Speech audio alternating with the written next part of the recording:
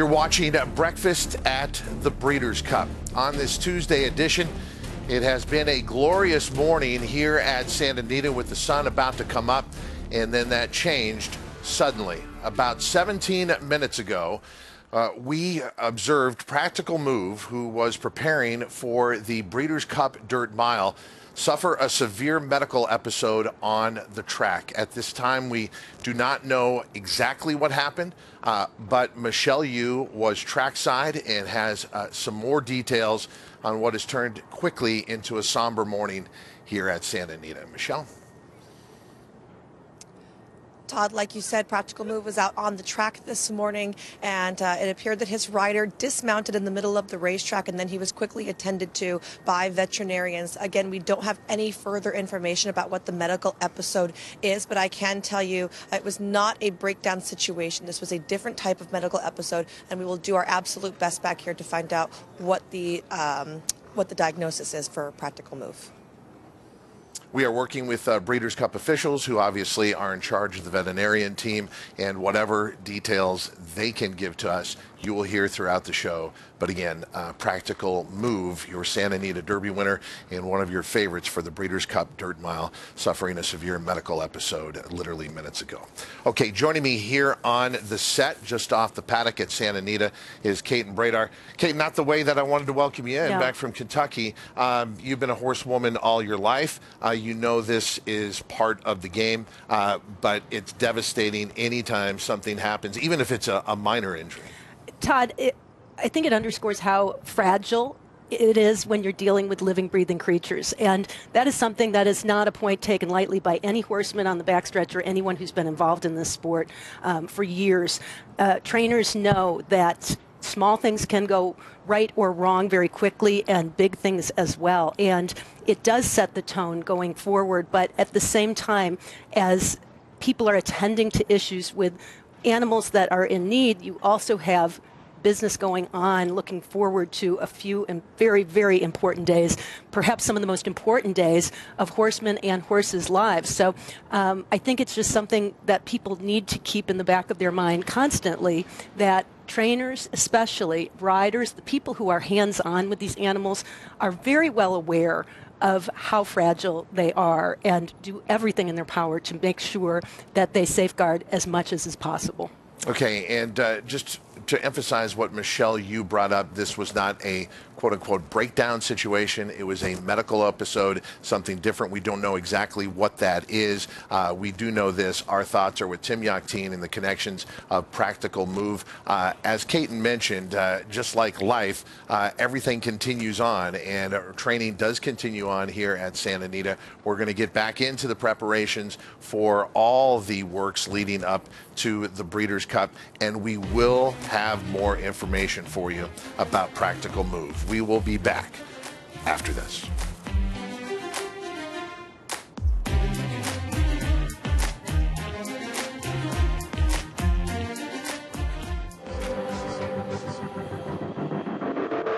With NetJets, travel will always be personal. We do everything it takes to make every flight exceptional. Every single detail of your experience is personalized, just for you. As our standard is not just to meet our definition of perfection, it's to exceed yours.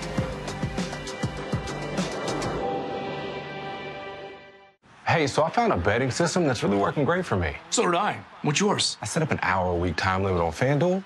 I can also set up wager limits, so I only bet what I can afford, and betting stays fun. Right. So what's your system? What's that? Your system. What's your system?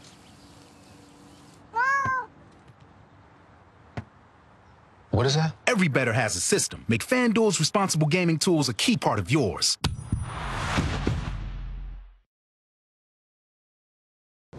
Hey there, it's Craig Carden. I know I can't believe it either, but the World Series is officially here. So if you're choosing to make a wager on the series this year, please be sure to do so responsibly. Gambling should always be fun, social, and entertaining. If at any time you reach a point where it's not all three, take a break, take a breath. Go to FanDuel.com/playwell. Go there right now. Run. Go there and learn more.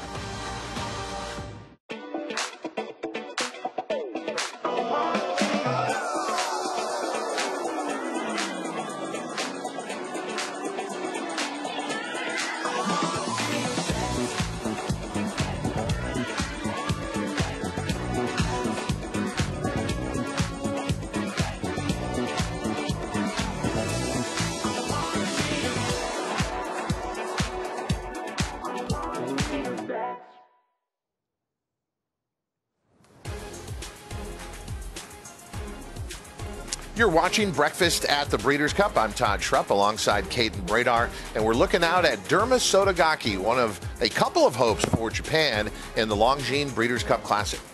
Yeah, Derma Sotogake is no stranger to travel. He was in Medan in March of this year to capture the UAE Derby, and then went to the United States, competed in the Kentucky Derby.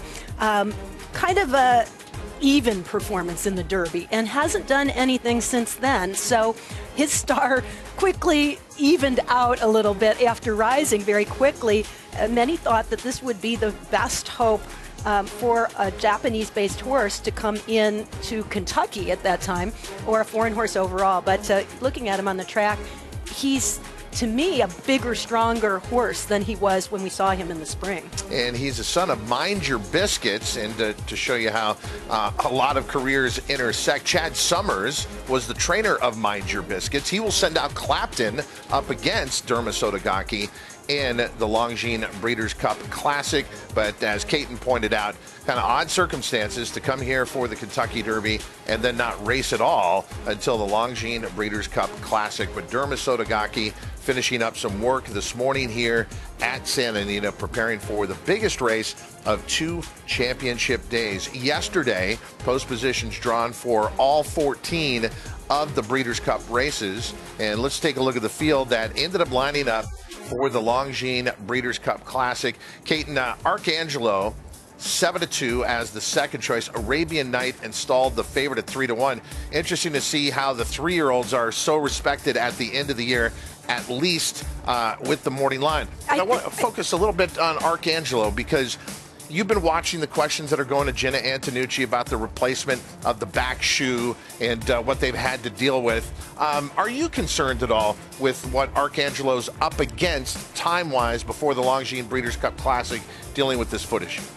Well, listen, this is not the time to have any issues. Yeah, you don't want it. Whether it's a perfect. shoe, whether it's, any little thing. It could be a little cough or a scratch or just nothing, but at the same time, you don't want to see it. So I think that Jenna Antonucci's trying to kind of keep an open mind, make sure that everything's okay, but at the same time, it's definitely not what you want to have happen. And of course, the media keeps asking the same question over and over and over. And it was asked yesterday at the post position draw. Here's what Jenna Antonucci had to say. You're in good form. You're in good form. What we want to know is, what do you think of the draw, the post position for Arcangelo in 1? He's won from the one before. Okay. So that's what we think of it. So no issues with 1 at all? Nope. Okay. Now, last couple of days, Arcangelo hasn't been able to get out onto the track. Just tell us what the issue's been and where we're at with it now. It seems that everyone's quite stressed about this for us. So thank you, everybody, for your grave concern for us. Had a warm hind foot. Pull the shoe off. You know, horses love to see our schedules. They're rather inconvenient. So we'll be patient, always put the horse first and make sure he is 100%. But do you feel at the moment pretty confident, as far as you can be, that he's in as good shape as you can get him, notwithstanding what you've just said? He's rather annoyed with us right now, so yes. But that's a good thing, isn't it? When he's annoyed, it means he's in good shape. Yes, absolutely. And you described him memorably to me earlier this week as, well, tell everybody how you described him. A sarcastic teenager? A sarcastic teenager. So just give us an idea of what his character is then. I mean, everybody knows, and I'm sure everyone's tired of sitting here tonight. I'm just kidding. You guys have done a great job. No digs. Talking of sarcastic, okay. Yeah. We understand. I don't know where he gets it from. No, we're thrilled with him, and he has just a huge personality, as most know that have really cool colts. You know, if they're not being a little bit mean, they're being a little bit sarcastic, and these teenagers and college kids that we get to train, it's a blessing to all of us. All right, well, there you go, Brittany. Jenna Antonucci, we're all incredibly stressed on Arcangelo's behalf because a lot of us are really rooting for you. Well, we appreciate it. But Jenna is as cool as a cucumber. All right, Caton, there's several things on this show that I don't think anyone should try at home. One of them is interviewing a trainer.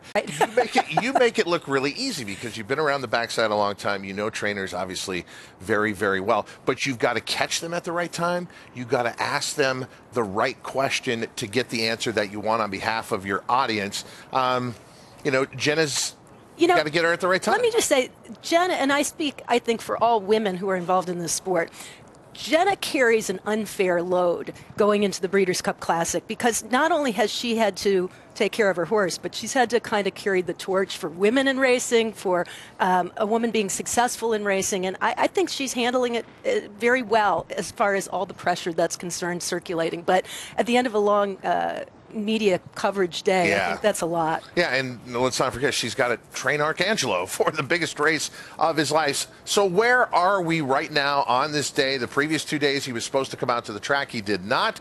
Joaquin Jaime, what's going on with Arcangelo? Yeah, Todd, I'll get to that in just a moment, but let's refresh everybody's memory on the time frame and how we got here, and Jenna touched on that just a second ago, but he had his final workout for the Breeders' Cup Classic last Wednesday. That is 10 days out prior to the race. That is something that is normal in his training and normal in Jenna's program. He breezed 4 furlongs here at Santa Anita in 47-2. Then on Saturday, that's when Jenna said that he had a little warmth in his left hind foot, so they removed the left hind shoe on Saturday. As he mentioned, he did not train on Sunday and he did not train on Monday, so he has missed training the last 2 days here at Santa Anita.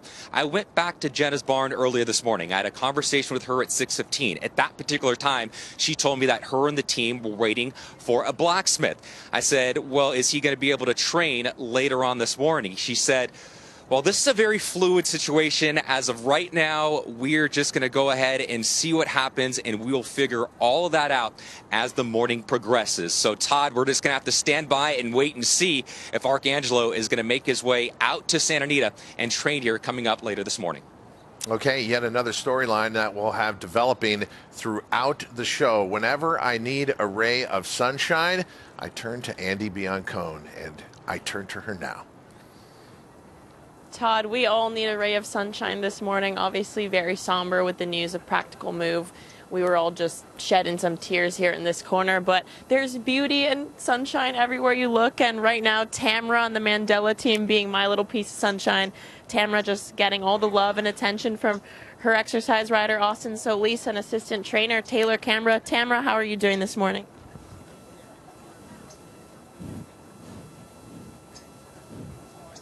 A woman of many words, very wise, radiating sunshine onto all of us. Beautiful AM. She drew post position 7 yesterday, and she's ready to rock, Todd. And she is the shortest price morning line favorite at 4-5. That might seem extreme in a Breeders' Cup race, but it applies here. Tamara, so far, at least it looks like, has no equal. She's been brilliant in 2 starts, and then you back that up with a pedigree that is bred in the purple Caton. It comes together here for Tamara in the Breeders' Cup Juvenile Yeah, Fillies. for me personally, this is, and I'm sure for a lot of people, really special because Beholder, her mother, was a favorite of so many. And Beholder holds the distinction of not only being a Breeders' Cup winner, but a horse who came back year after year. She started strong as a superstar, and she continued to build on that reputation every year. And I thought perhaps her biggest moment came in her last start in the Breeders' Cup. So now we see her progeny, Tamara, daughter of Bolt Doro, being this mature. To me, she's ahead of where her mother was at this stage of the game. Wow, that's a huge now, statement. I'm not saying inability. I'm not saying inability, Todd, but I'm okay. saying in just maturity. She seems to have an old soul. I mean, I've never seen a 2-year-old stand on a chilly morning on the side of the rail like that and let somebody interview her. Yeah, her mental acuity is absolutely right up there with her tremendous physical gifts. So you are right on about that. And we showed that earlier when a couple of days ago she was out on the track completing her final workout, horses all around her, and you wouldn't have known that she knew it. She just went about her business. You know, people say that horses don't know, they don't have human characteristics. But when you saw her next to the pony, and when you see her walking here, you can't tell me that she doesn't sense that everybody is watching every move she makes, and she's enjoying it. She seems to be thriving on it. She just has that composure and that star quality that you don't see in every single horse, but you definitely see in her at this moment. Well, it sounds like you just described Zenyatta, because that was one of those horses where there was no doubt she understood that people were here to see her, and she delivered in the moment. Future Stars Friday, the biggest star you're looking at right there, Tamara. We cannot wait for the juvenile fillies. You know, and talking about the similarities to Mom Beholder, earlier this year, after her first start, we put up a side-by-side picture of her versus Beholder, and astonishing how much they mirrored each other physically. Truly, it is amazing. You know, that doesn't always happen, whether it's broodmares or sires. We talk a lot in this business about stamping your progeny, and great horses oftentimes do that as far as their physical characteristics. You see some consistency, but it's not always. And I think it's very rare that you see this much similarity from a top mare, especially, to her offspring. She's also on the racetrack done everything right. In her career debut at Del Mar, she sat that kind of patient stalking trip. Then she comes right back in the 7 furlong Grade 1 Del Mar debutante, and she's a little closer to the pace, and she still just waits for Mike Smith to ask her, and then she explodes. So that's also a trait that I think her mother had, but that you don't often see in a young horse.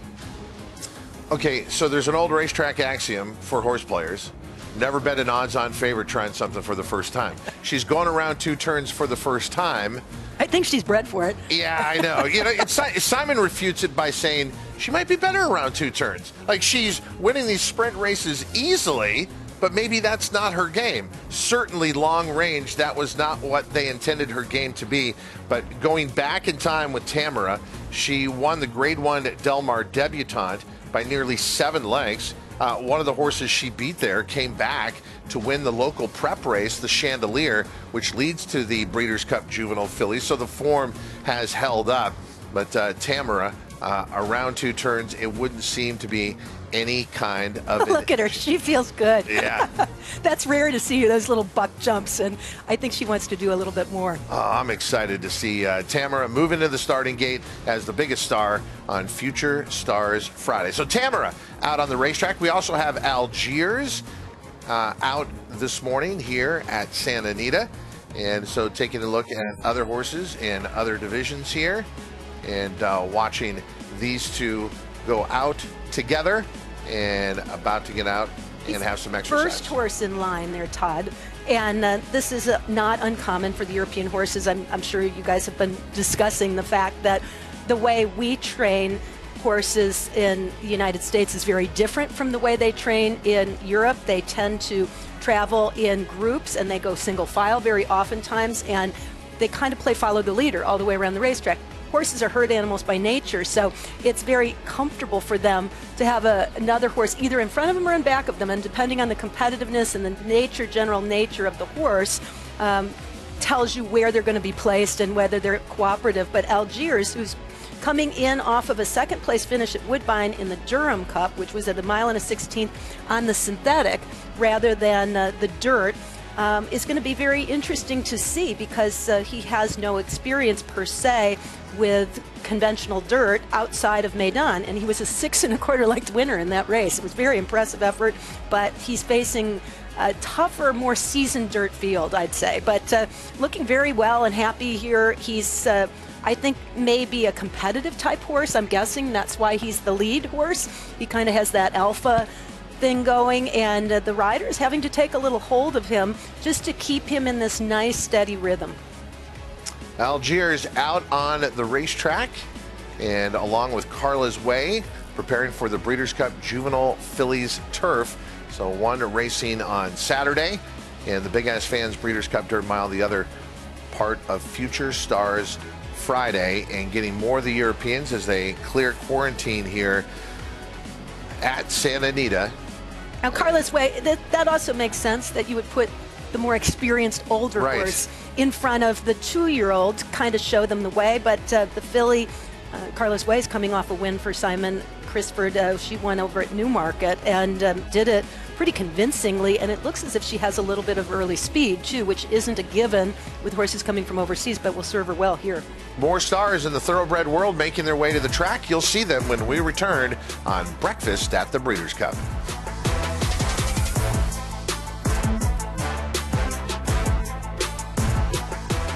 Welcome back to the Sportsbook Draft, where FanDuel's pick is in.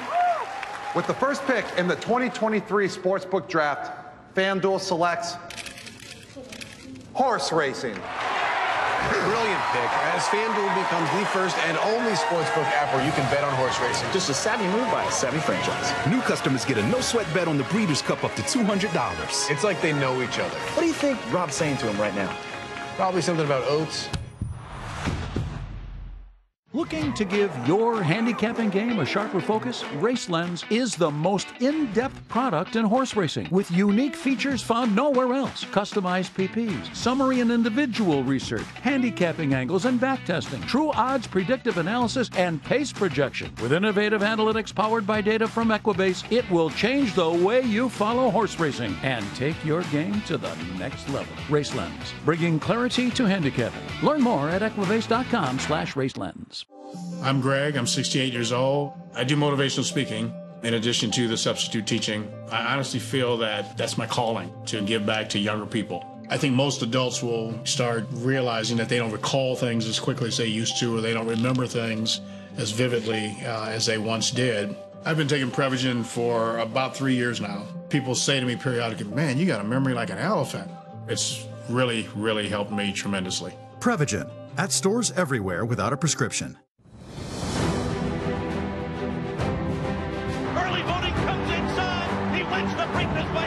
Disarm takes the mat win. Otiva, they win the Bet Parks Pennsylvania Derbies. Wicked Halo, who wins the Raven Run Stakes. Nobody catching Society. Red Route 1. Cyberknight has won the Pascal over Tama and Gunna in the Forgo. Echo Zulu wins the Next Gen Breeders' Cup Jubilee Derbies. A man, his tractor, and his family. These are the Upshaws.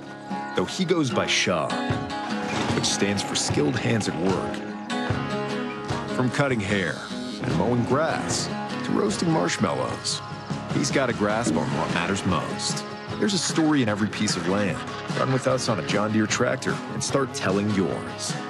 John Deere is the official partner of the Breeders' Cup World Championships.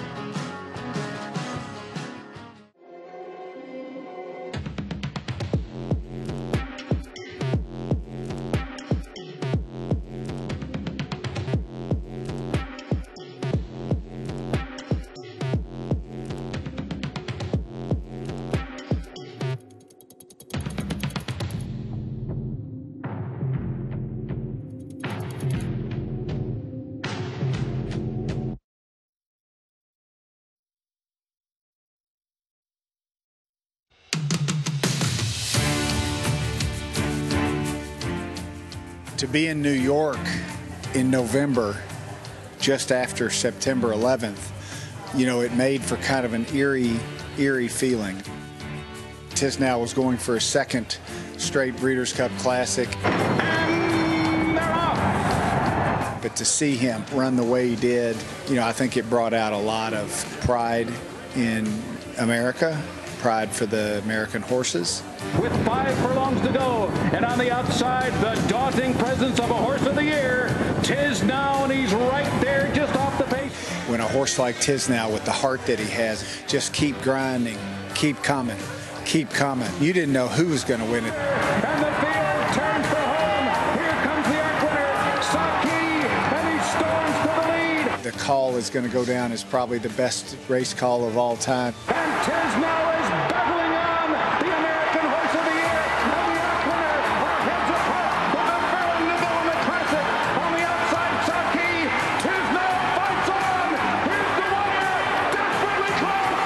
Tisnow wins it for America. I think in some small way it might have helped the people of New York who were racing fans, but also were really struggling at the time. You know, it's what horse racing can do.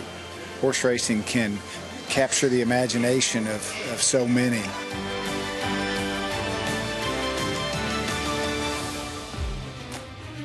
Tisnow remains the only horse to win the Longines Breeders' Cup Classic back to back, and Elliott Walden recounting that story very well, Caden. I was privileged to be there. The emotion that he talked about, it was crackling all day long because of the events of September 11th, and we got to kind of set it aside for a moment and enjoy the sport we love so much, and it meant a lot to people who weren't even huge horse racing fans. You know, it was even more remarkable with time to look back and remember that moment and remember what he accomplished and what he accomplished as a whole when you look at his career, to have been a champion 3-year-old and horse of the year, to come back to the Breeders' Cup, and then to instill that brilliance as well as that ability to handle classic distances and that versatility into his progeny. It's quite a list that he's assembled over the years. And Elliott Walden got to have Tiz Now out at WinStar, where he stood for stud before he was pensioned. Great to go out there and visit Tiz Now, back-to-back Longines Breeders' Cup Classic winner. Saudi Crown is trying to win this year's Longines Breeders' Cup Classic. Speaking of trainer interviews, you spent a good portion of this week at Churchill Downs. He's going to miss me. Yeah, with Brad Cox.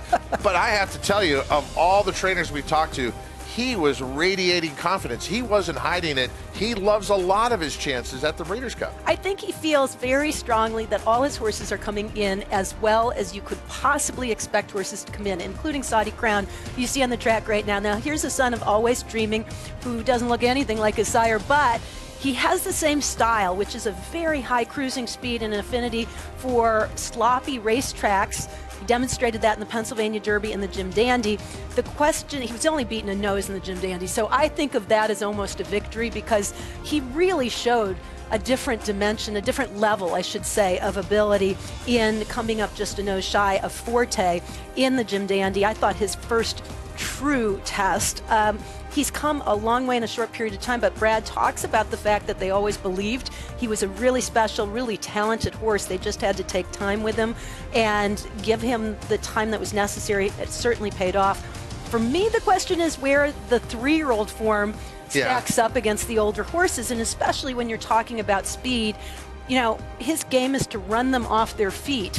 That's easier when you're against your own 3-year-olds versus when you're suddenly against everybody who could be fast. Well, the hard time I'm having squaring is Brad Cox's comments immediately after the Pennsylvania Derby, which goes back to maybe sometimes trainers don't want to put things out there because then they're not held to that. But he said immediately afterwards, if we were to look at the Breeders' Cup, we'd be looking at the mile, not necessarily the Classic. Maybe we won't go to the Breeders' Cup at all. And then now here we are, and we're going for the biggest prize. So I wonder how much of that is Brad Cox wanting to do this? How much is this the ownership wanting to do this? You know, I think it's telling that that Todd Pletcher said that he entered his horses where he was waffling between the, or I shouldn't say waffling, but like choosing, Charge It would be one, between one spot. Charge It ends up in the mile, but the reason he entered his other horses in the Classic was because of the pace scenario, and he's a big part of that pace scenario. He wanted a legitimate pace up front. So there are those who believe that there's going to be some competition for Saudi Crown on the front end. I think there will be too, especially when you have Arabian Night, although that outside post position kind of spreads everything out through the field. Big gray son of Always Dreaming out on the track right now, Saudi Crown. Michelle? Guys, I'm so excited to be joined right now by Christophe Lemaire, and I just love to bug people that look like they're really busy. Who are you watching right now? I was watching Shafria running on the turf course. He looks good. He did look good, actually. He just went right by us. Don't you love when we interrupt you when you said I was watching before we got here? I was watching the beautiful scenery. Santa Anita track. I want to go back to a week or so ago, a couple days ago, and tell me about this win with Equinox.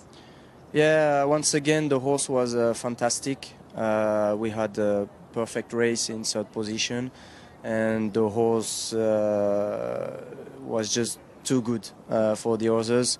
And the way he could keep that strong pace all the way around was unbelievable. I couldn't believe the clock, actually, the time for that mile and a quarter. But he does it so fluently and so easily that you cannot feel the high speed with him. How many times have you gone back and watched the race, or do you just play it mentally? Yeah, I watched it a couple of times, but I keep in my mind the pleasure to be on his back all the way around, it was just a pleasure, and I feel very privileged to be on the back on such a good horse. Going forward to this upcoming weekend, you have several mounts, but we'll talk about Derma Sotogake because we've been watching him out here, and everyone is questioning the break from the Kentucky Derby to now. What do you think? I think he's in better shape, better condition than he was before the Kentucky Derby. What is good is that he had that American experience, and for sure he will be very competitive, maybe more competitive on Saturday than he was for the Kentucky Derby. He looks great. He looks very calm, and I hope he's going to run a good race. We've got some people giving us their favorite Breeders' Cup memories. What's yours? Wow. I think in the old times it was Arkang. Arkang with Jerry Bailey at Big Odd, and in France it was a shocker, you know, even in America. But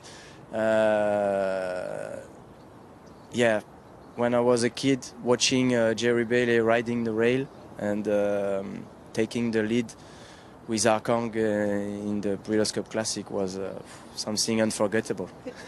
Thank you for the time and the memories. We appreciate it. Welcome. Joaquin? And Michelle, thank you very much. We got horses walking down the shed row right now here in Barn 59 with trainer John Ortiz, who has bright work in the Breeders' Cup Juvenile Fillies this year. Your first Breeders' Cup starter. She comes in here 4 for 5. How is she acclimated to her surroundings since coming here to Southern California? She's done really well since she's been here. You know, she's a professional traveler, I think. You know, she's won at many different racetracks, and she's been really great to travel with. You're getting ready to go to the racetrack in just a little bit, but we see her here in her stall right now. Tell me a little bit about her personality. What is she like to be around here at the barns and when she's on the racetrack? You know, she's really cool to be around. You know, we call her Daniels, my brother's little girlfriend. You know, she's as sweet as can be. They got a nice bond going on. But everybody in the barn, you know, she's just a sweetheart to be around. But once you take her to the track, she does turn it on. She's very professional. She's very focused. She's aware of all her surroundings, and I think she's just a very smart horse, and I think that's one of her biggest assets. Well, out of all those things, too, she was also very precocious as she won her first 4 races. Did she tip her hand early on in her training that she was going to be a very precocious type that she has been? Yeah, I know. We thought that she was going to be very special from the very beginning. My dad started her in Ocala, and he, you know, before he sent her up to Keeneland, he told me, he's like, John, this filly's, she's very special. It's like, you're going to really like her. And of course, you know, first work, we're like, okay, it's not going to take much to get her started. And sure enough, we debuted her at Keeneland, and, you know, the rest is history. What is that family experience like for you with your dad starting these horses and starting these babies before getting them to you? What's that relationship like, having your dad start your horses before you start training them on the racetrack in the afternoon? You know, I think it's a big help. It's a big, you know, to just nobody else has their best interest than my dad, you know. So I know what he's sending me is ready. What he's sending me is the truth. You know, we're not, you know, they're well prepared. And it's great to have a family bond, you know, because it's something that my dad instilled in us from very young, hardworking, and the horses, the love for the horses definitely came from my dad. And, you know, so it's just very special to be able to share this with my brother, my sister, and my father. I love that. And lastly, what can we expect to see your filly do on the racetrack when she goes out there in a few moments? She's going to have a nice, easy first day here. So we're just going to jog her for about half a mile and just maybe give her a 6-7 furlong gallop, nice and easy. Just kind of let her get used to her surroundings, and then we'll pick it up the rest of the week. Thanks, John. Appreciate the time. Good luck on your first Breeders' Cup starter. Thank you. All right, Todd, trainer John Ortiz has bright work in the Breeders' Cup Juvenile Fillies. Thank you, Joaquin. At the top of our show, we told you the major story that has developed here this morning. Practical Move, this year's Santa Anita Derby winner, who was also preparing for the Breeders' Cup Dirt Mile, suffered a severe medical episode out on the track here at Santa Anita. We have more information, starting with the fact that veterinarians immediately responded to the incident here on the track. As was established before the Breeders' Cup, there is a robust team of expert veterinarians from the California Horse Racing Board, First Racing, and the Breeders' Breeders' Cup on site currently. So if any incident comes up, there is immediate care and attention given to that equine athlete. Leading up to the World Championships, the Breeders' Cup has been working closely with Santa Anita, the California Horse Racing Board, and the Breeders' Cup veterinarian team to ensure every Breeders' Cup runner is fit to race. The Breeders' Cup veterinary team also coordinated with regulatory and track veterinarians across the country to thoroughly review the veterinary records associated with all potential Breeders' Cup runners starting in early October. So this process has been going on for a while. This expanded veterinary review protocol is designed to ensure, to the extent possible, every horse that made the trip to Santa Anita for the World Championships is sound to race and train. These processes include expanded veterinarian exam protocols, increased testing, 24-hour equine surveillance starting Tuesday, today, for domestic runners, and that took place on Sunday, October 29th, just a couple of days ago, for international runners, and enhanced reporting requirements. Practical Move was a part of this process, this safety process that has been put in place, and we had this incident this morning. We can get more details now because Michelle Yu is with a member of the Breeders' Cup veterinarian team. That's right, Todd. I am with Dr. Will Farmer, who is the co-leader of the Breeders' Cup veterinary team. Will, an update for us on Practical Move? Yes, this morning at about 6:45, Practical Move was returning from a routine gallop trained by Tim Yakteen, and at that point experienced what we are thinking as a cardiac event. Per standard HISA and CHRB protocols, Practical Move will undergo a complete and thorough necropsy. Thank you so much for your time. Todd? Okay, so we have officially learned from the Breeders' Cup veterinarian team, Practical Move has passed away. Again, devastating news for all of us who love the sport. It doesn't matter if it's at the highest level on a daily basis in a claiming race. We love these animals to our core. We never want these situations to happen, but we also know it's an inescapable part of, as you said, life and horse racing overall. So again, our thoughts and condolences to Tim Yakteen and the connections of Practical Move. This is, if it's hard for us, I can't imagine what they're going through right now. We'll be back with more Breakfast at the Breeders' Cup in just a moment.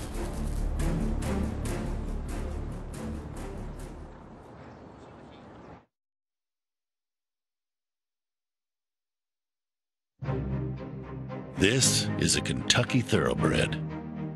This is a Kentucky-built Powerfoil industrial fan. Like a Thoroughbred, it too delivers unrivaled performance. And while they both run with purpose and pride, this one also runs to keep your workforce feeling cool and comfortable. Powerfoil, our best-selling big fan hands down. BigFans.com. Comfort without compromise. FanDuel Casino has your chance at the #1 feeling, winning, which ranks even higher than the 18th best feeling, saving a kid from a well. 59 years later.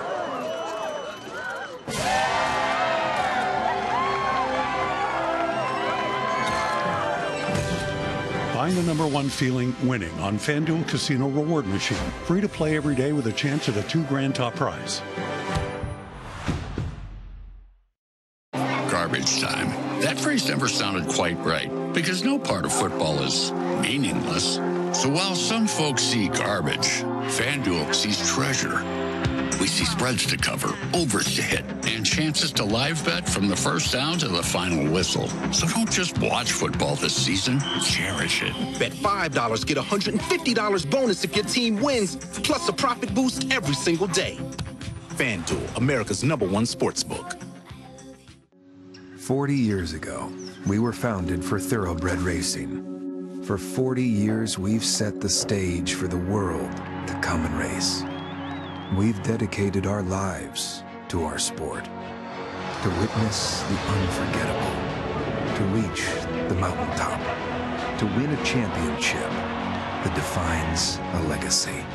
Our love, our dedication, our passion, it runs deep.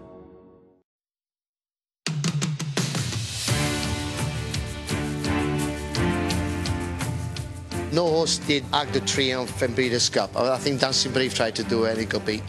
She was a super mare, and for me to be able to ride her in America, she got a diva reception. Cameras and all the press were after her. They're off in the Breeders' Cup Turf. It was an epic battle in the stretch.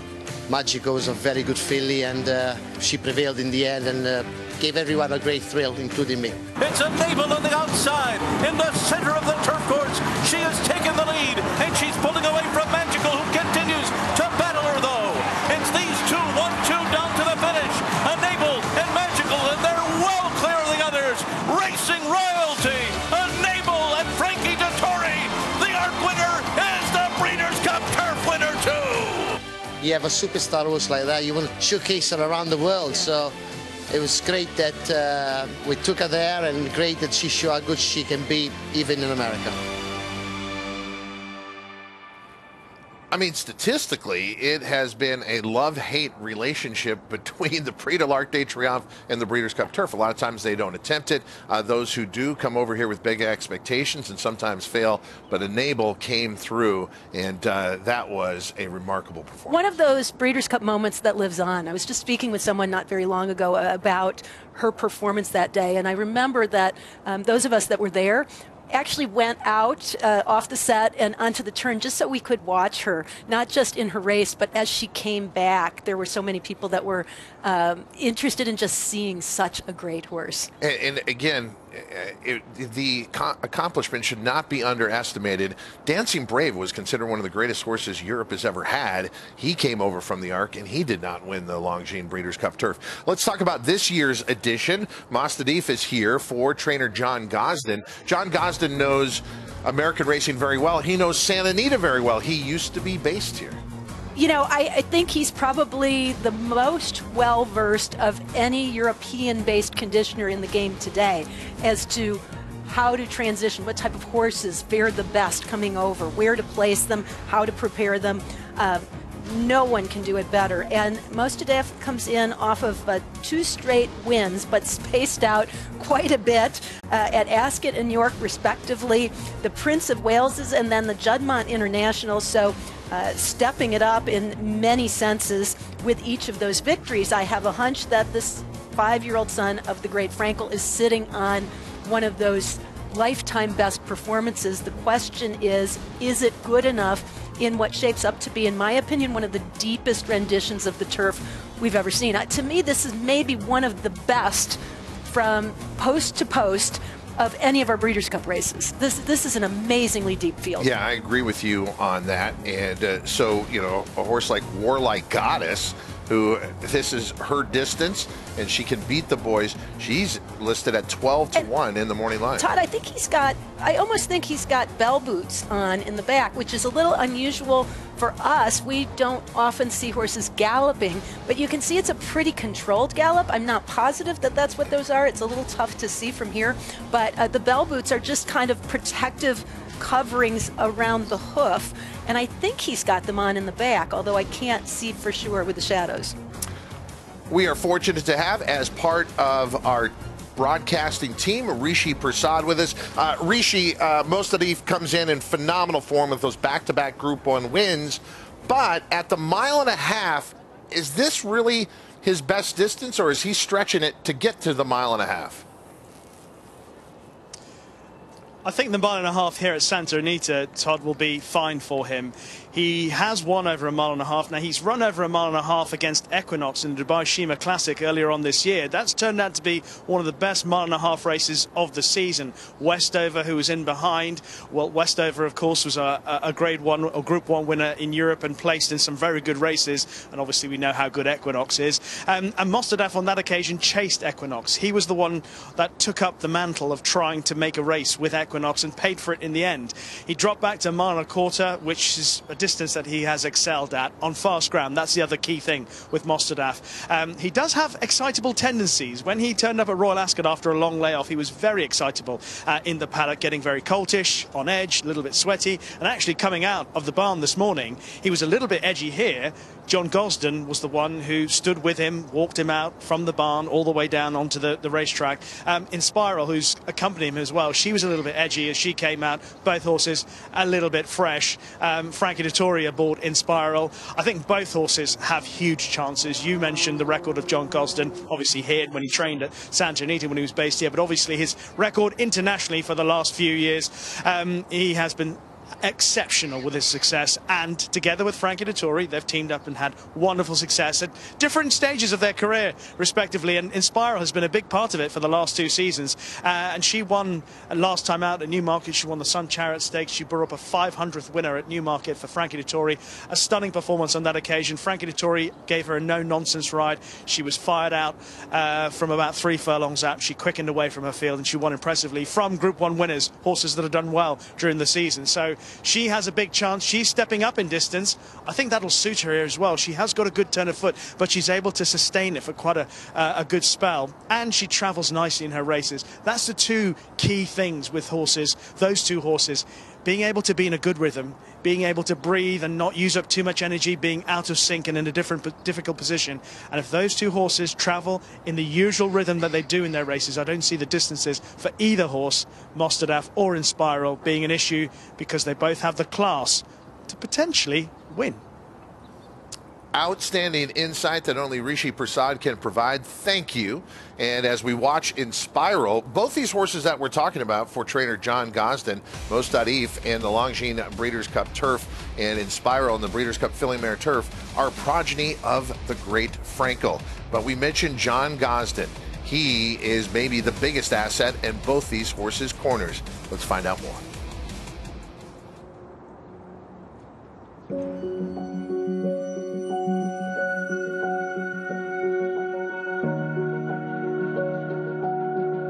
Well, when you talk of Mostadaf, here's a horse who actually raced in bottomless ground in the Arc at the beginning of October. Then we freshened him up, put him away, and brought him out for the Saudi Arabian meeting, the Neom Cup.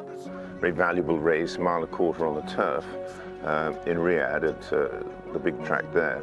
And he won in tremendous style. We then came home, we were a little bit bold. We went and took on the unparalleled champion horse, Equinox from Japan. We took him on over 1.5 miles, and we took the race to and paid the price.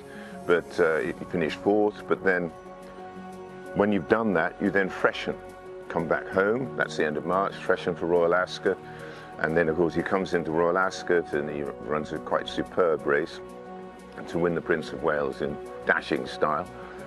And then another gap, because once you've won that, you either roll back in the Eclipse about 12 days later, which is too close in my opinion, or you wait for the Juddmonte International, which we did. So he doesn't have to have these long breaks, but that's the way it came up, because he has effectively been racing non-stop now for virtually 2 years, if you analyse his programme. You know, a great ride from Frankie, National ran a blinder, Paddington in 3rd, so it was a huge race. Small field, but it fascinating and exciting. And it's a record-breaking Juddmonte International success for Frankie on his farewell. And then we were hoping to run in the Champion Stakes at Ascot, but unfortunately, well, it would have been good if it was a weekend before its usual weekend, because the ground was perfect. But unfortunately, Storm Babbitt, I think they called it, flooded the whole country, including Ascot. So it was a little too soft for him there. And he heads off to the Breeders' Cup on the big flight. They're all going Stansted into Shannon, pick up all the Irish horses, and then on to California. We'd love it if the race was 1.25 miles, but he is a horse that, you know, he gets a win in your in ticket for winning the Juddmonte, so entry fees are waived. That makes quite a big difference. It's not an inexpensive venture going to the Breeders' Cup. And no, I couldn't be more pleased with him in his preparation. It is 1.5 miles, but they do freewheel down the hill for 3 furlongs before they cross the main track onto the turf oval. So it's what we call a pretty fast, sharp 1.5 miles. So Inspiral has been trained nicely since the Sun Chariot. Superb performance there, and obviously ran a great race in the Jacques Marois to win that, beating the horse who toddled up in the QE2 the other day. But it's 500 wins for Frankie Dettori at Newmarket as Inspiral wins the Sun Chariot. Her season has been not a long or heavy one. We were going to run in the lock-in, she couldn't. She wasn't quite right. Came to the Queen Anne, just needing the race a little bit on that ground. It got rain softened. but she ran a great to be second. And then, of course, we went to the Sussex Stakes. It was bottomless. It's been a funny old year for weather, hasn't it? She didn't like that, but we had what we called a very elaborate piece of work. And then 11 days later in to win the Shackle Marwa. And so, look, it's been a good season with her, 2 Group 1s. And she goes out there, again, stepping up in trip. I didn't want to run in the mile there. If you draw the outside, it's a nightmare because the bend comes up so quickly in the mile. So we felt, Frankie very much felt too, that the 1.25 miles would suit her. The American style of racing is very different. And she is a lady who likes things her way. She might decide that she doesn't like American racing, it's very possible. But she has been mostly running, as you know, on straight miles and such like. But she's in top order herself. And again, she goes there pretty fresh. Sometimes we used to go to the Breeders' Cup having run pillar to post all year in Europe and go to the Breeders' Cup as an afterthought, which doesn't really work because the horses are just a bit flat by then. But she is very much full of herself at the moment.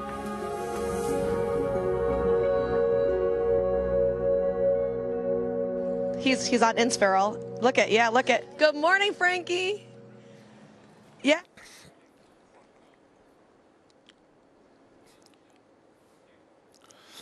All right, well, you heard Michelle Yu there talking to Frankie Dettori as the next set comes out. And we also got to listen to John Gosden, every bit as thoughtful as you suggested. Europeans everywhere, and then we have the Japanese horses right behind us in the paddock. This is just sort of an amazing and surreal experience that kind of underscores how far the Breeders' Cup has come in truly being a world-class showcase. Joaquin? Hey, Todd, coming back here to the barn, have a couple horses that are getting ready to go jog and gallop on the racetrack here in just a moment. We have the Dia over to my right for Nacho Correa. She's going to be galloping 1.5 miles here in just a little bit. She just won the Rodeo Drive not too long ago over here at Santa Anita. But the big white face in front of you that you're going to see start walking towards us right now, that is going to be Yagiri for trainer Rudy Brissett, 4-year-old daughter of Shackelford with that big white face like her daddy. She just got in the other day. Rudy told me that this horse is just going to be jogging 1 mile today, going to be able to take it easy on her this morning. She has 14 starts, 7 victories.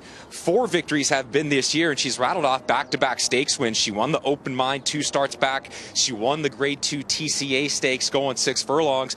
The question for her now is she's in very sharp form. She's had a very good season, but she's going to be stretching out in trip, going 7 furlongs for only the 2nd time in her career. The only race that she has going 7 furlongs was the Grade 1 Madison Stakes, where she was behind Goodnight Olive. Clearly, we know she's a much better filly than that, but she's going to try to stretch that speed. 7 furlongs for Yagiri. And Michelle Yu, Rudy Brissett, we spoke to trainer John Ortiz, who has Brightwork in the Breeders' Cup Juvenile Fillies. That is John's first Breeders' Cup starter. Yagiri is going to be Rudy Brissett's first Breeders' Cup starter as well, and she'll be competing in the Filly and Mare Sprint. We'll see her on the racetrack here at Santa Anita coming up momentarily. Joaquin, I'm so glad you're talking about people with their first Breeders' Cup starters, because I'm joined by OJ Harrigy, who sends out Dreamfire. We're actually watching her right now on the training track. What's she going to do today? Today we're just going to jog one, gallop one, and do something real easy, and she's ready to run, so hopefully everything goes well. This has been our first time seeing her this week on The Breakfast Show. What can you tell me about her from a not handicapping standpoint, just about her? She's very classy, very easy feeling everything. But when she goes to the track, she likes to train. And you've run her on 2 different surfaces. She's also trained on the synthetic. Does she have a best surface? I think she likes everything. I mean, the other one I haven't really ran her on, but she trains is Tapeta. But everything else she does really well. Now, this is your first Breeders' Cup starter. What's it feel like to be here right now? Feels nice, you know. I'm glad to have an opportunity, and just hopefully everything goes well. Have you gone to the breakfast marquee? Yes, nice. That's my favorite question of everybody. Are you dressing up for Halloween? No. Oh, come on, OJ. A horse trainer. I feel like if we did a poll, every horse trainer said they would be a horse trainer. Can I just ask you real quickly, too, why did we opt for the Phillies turf race? I know she won the Surfer Girl last time on the turf, but she's also run really well on dirt. What was the difference maker for you?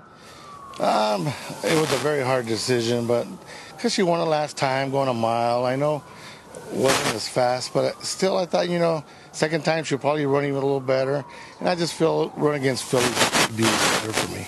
Now, I want to also ask about her because it seemed like when she was starting her career and she was going so quick, we weren't sure if she was going to stretch out. Were you confident that when you put her in the Surfer Girl, she was going to be able to get 2 turns?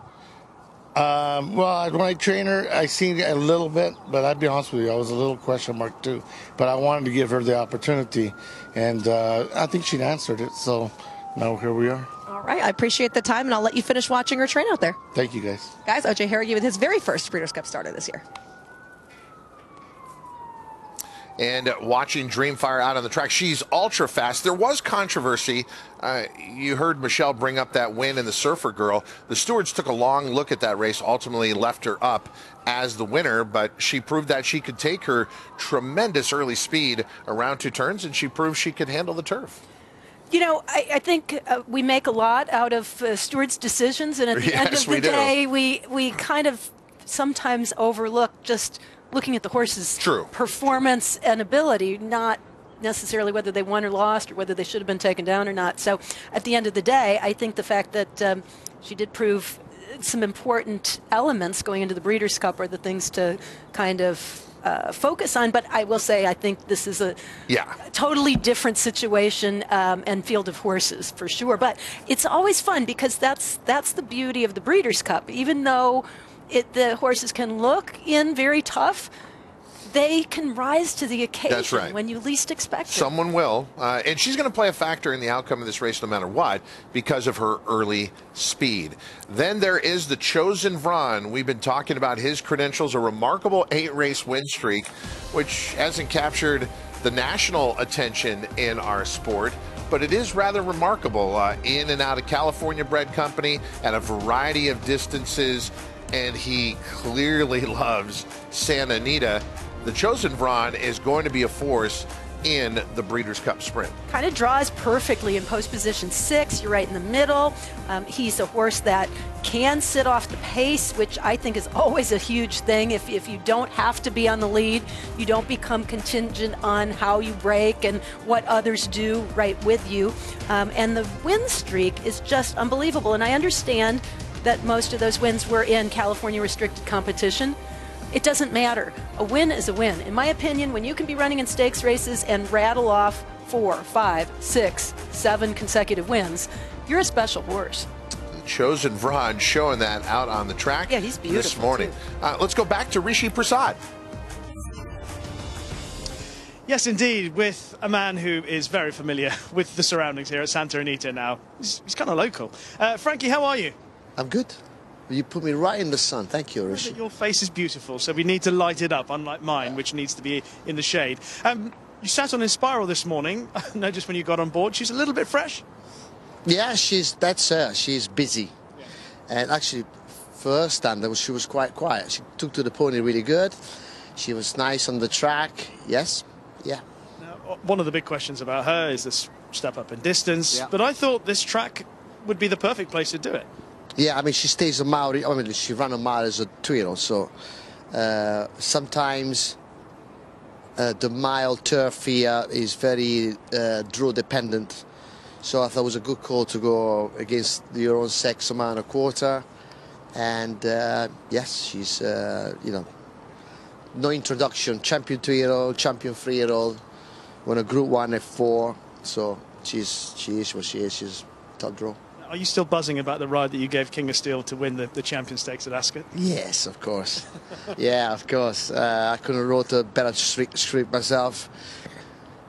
The atmosphere was, you know, I rode the Ascot over 30 years. I don't think I've heard a scream like it.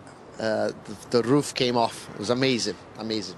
You had a tough race that day. When you look at the harsh reality of it, are you confident that a horse can bounce back from that to do his job here in what looks to be a very good renewal of the turf?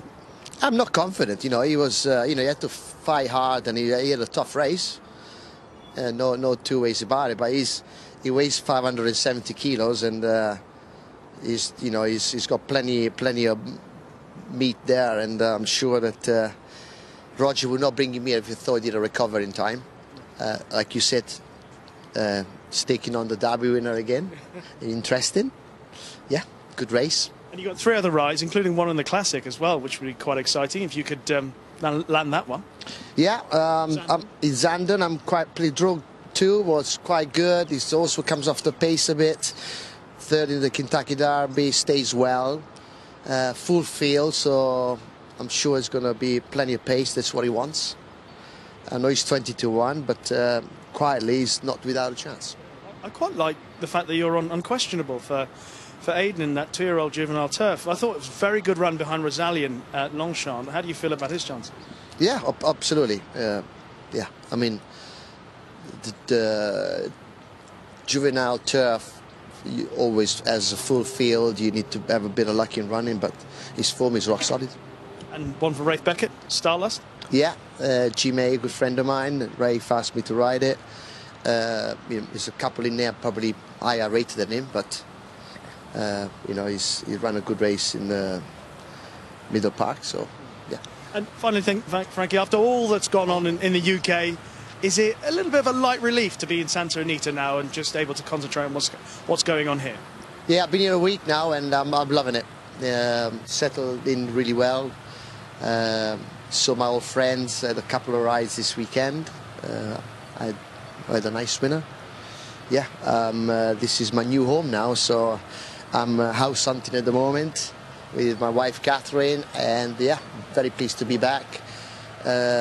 Try to make some connection with trainers for the incoming season. Lovely to chat to you. Enjoy your week. Thank you, Rishi.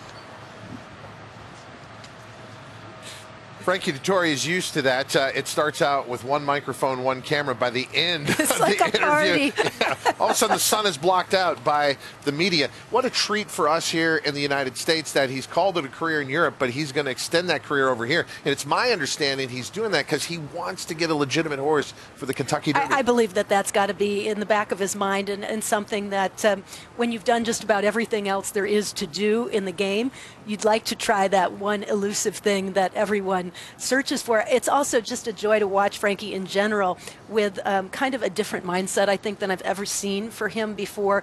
He's now doing what he loves to do and doing it at the highest possible level. Having seen him over the course of his career up and down, it's really fun to see. By the way, Skolin Behind a Songline, one of the favorites for the mile on the turf, presented by FanDuel in the Permanently Disabled Jockeys Fund. Michelle? Guys, I'm joined now by Aiden O'Brien, who's trying to make sure he's out of the sun, but also, you know, we're not too backlit. I can't even count this high. How many horses did we bring to Breeders' Cup this year? 8 or 9, have we? I think, yes. Okay. Tell me about the order that they're in. I know we go over this every year. Yeah, Broom's in front. Yeah, he's obviously most experienced. And then Musk, Bolshevali's in second, obviously experienced as well. And Augustus Rodin third, Aesop's Fables fourth. And then the 2 horses for the juvenile, River Tiber and then the 3 juvenile coals, and then the filly Warm Heart and Content, and the Cherry Blossom is last. So we tend to put the younger at the back. Exactly, and fillies at the back, yeah, and the younger coals are in front of the fillies, yeah. Mountain Bear seems to be getting a little warm. Is that his normal? That's him, yeah, absolutely. He's just always a little bit edgy, but that's him, yeah. I think everyone wants to know about Augustus Rodin coming into here. What are your thoughts about him? Yeah, very happy with him. Everything went well with him so far since the last day, and this is a race we always had in mind. So, yeah, no, very happy so far. What's it like to be back here and have everybody just in awe over your string every year? Yeah, no, sure, it's a beautiful place here, and it's somewhere everybody looks forward to coming. Beautiful weather, and like we're always feeling privileged to have horses good enough to run. Really, it's very competitive. We know that, but it's great to be here. Are you happy to be out of quarantine? Is everyone ready to be training today? We are, yeah. I think there's a hold up on the track, and I think that's the hold up really. I think there's a 15-20 minute delay. We have a all workers break. That's why, and then gallopers can come out. Yeah, and I think there's a bit of a delay on that, but listen, they're ready to go now whenever the track opens. So hopefully. And what are we all going to do today? Just going to do a canter, a very gentle canter. Really, it's just their first. They have been in quarantine, obviously. They've been walking in the barn the last few days, so just do a gentle canter. Of all your juveniles, which one do you like the best? Sure, I suppose we've unquestionable River Tiber. Yeah, I'm happy with both of those coals, 2 good coals. All their form is good, really, coming in here. The filly Cherry Blossom in the sprint, and Content in the fillies. I suppose River Tabor is the horse we always loved a lot, even though he got beat his last twice. We think he's in a good place, and look, very happy with Unquestionable, obviously, as well. Appreciate the time as always. Pleasure, thank you. Andy, I know you're standing by watching this group as well. Michelle, wow, this back gap right now feels like the 210 freeway during rush hour. It is very crowded. We have the whole Aidan O'Brien contingency circling around. As you said earlier, Michelle, the main track will open first 10 minutes for workers only, and then gallopers will be allowed. So there is still quite a bit of a wait for some of these horses who are just going out for a regular gallop, but the whole Aidan O'Brien contingency, very well mannered, very well behaved. They do this every single day. They have their order that they go in. They stay in line, stay in their order, nose to butts. And the horses are herd animals, so they just follow each other. They know this is their routine. We see Mountain Bear getting a little bit hot, but everybody else seems to be very well behaved. We've also got some Todd Pletcher trainees making their way to the track. A lot of American horses standing closer to the gap. There's Life's an Audible, and here we have Agate Road. Sorry, I couldn't read the towel. But everyone is Agate Road. My bad. You know, I'd love to butcher these names. But everybody looking fantastic back here. And oh, we have Lindy walking here. Beautiful. Hi, Brendan. Good morning. Oh, this is just the best, guys.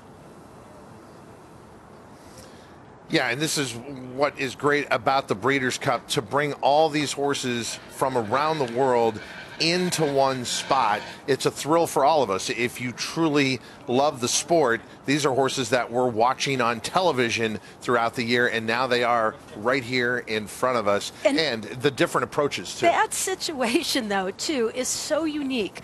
You just never see that many unbelievably talented horses gathered in one small area where you look at all of them, where everywhere you turn, you're seeing another superstar. Yeah. I would also say we toss around the word class a lot. And when you see horses that are finely tuned, feeling really good, ready to go out and do some pretty intense exercise, and they're all minding their manners and just circling around like that, that is the epitome of class. These are animals that instinctually and through all the training know exactly what they're supposed to do, and it's to focus on the job at hand, not get distracted by the fact that something is very, very unusual to what they're used to doing every day. And Rishi, it has become our highlight to these morning shows, watching the Aidan O'Brien group come out and dominate the racetrack and show us something very different from what, say, John Gosden and other European trainers are doing. Yeah, and it's interesting what Caden was just saying about how the horses, or Aidan, talking about the behavioural patterns of these horses, as you guys have seen over the years when they come out, and with having to encounter different challenges, whether it's a delay this morning or whatever. But it's often said that horses imitate their trainers, and Aidan O'Brien is very unruffled in wherever he goes and whatever he does, and the horses are all unruffled, even though there was a significant delay this morning, obviously waiting for the track to reopen and waiting for some ponies to come up here and accompany the horses down. Everyone remained lovely and calm as usual with the Aidan O'Brien horses. Often you see, sometimes in the cauldron of the Derby at Epsom, horses get carried away, but Aidan always saddles his horses up in the open area. They don't get caught up into the in the saddling boxes. He gets them out in the open, gets them nice and relaxed. He saddles them up himself, and he's lovely and relaxed in his own manner, and that transmits itself to the horses. Very rarely do you see any Aidan O'Brien horses misbehaving. Warm Heart, Auguste Rodin, so many talented horses. I think Warm Heart has a huge chance in the filly and mare turf. Obviously, she's up against Inspiral, but she's been very good this season, particularly last time out when she won in France at the Arc meeting, and she won the Yorkshire Oaks as well. But of course, the big talking horse for Aidan O'Brien is Auguste Rodin. And you remember now that he is a Derby winner, and it is rare for a Derby winner to succeed here at the Breeders' Cup, in the Breeders' Cup turf. However, it has been done before. It was done by High Chaparral here at Santa Anita. He did it twice, but here at Santa Anita, of course, he dead heated with Johar back in 2003. Of course, Auguste Rodin raced in the same colours that High Chaparral raced when he won the Breeders' Cup turf back in the day, and Auguste Rodin has been a wonderful performer when he turns up and he produces his absolute best. There have been a couple of inexplicably disappointing efforts, the 2000 Guineas and the King George, but however, you take his best performances in and around that, and then he has a huge chance. And the fact that he missed the Arc and he missed the Champion Stakes, and he is fresher than the likes of King of Steel, for example. He'd be a big contender in a race that you've all spoken about today, being such a deep Breeders' Cup turf.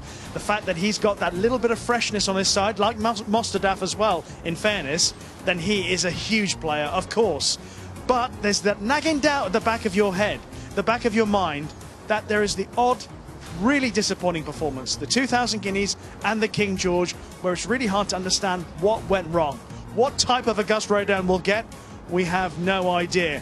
I mean, there are other solid performers, the likes of Broome, for example, who's been to the Breeders' Cup before. He's won in races in Dubai. He's a very good horse, Broome, but he's not in the same class or category of Group 1 outstanding performance that Auguste Rodin has proven to be this season. Auguste Rodin, for me, is the standard setter in the Breeders' Cup turf. I just wonder, can we trust him to produce his absolute best? Because he hasn't always delivered, and that's not being unfair.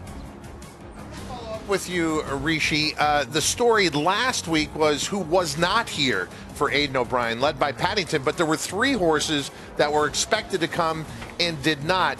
When you look at the group that ultimately ended up here, you know, we heard John Gosden saying you can't just take horses of the Breeders' Cup as they're on the downside of their season, it's towards the end. You've got to point towards the Breeders' Cup. How do you feel about the horses that are ultimately here for Aidan O'Brien?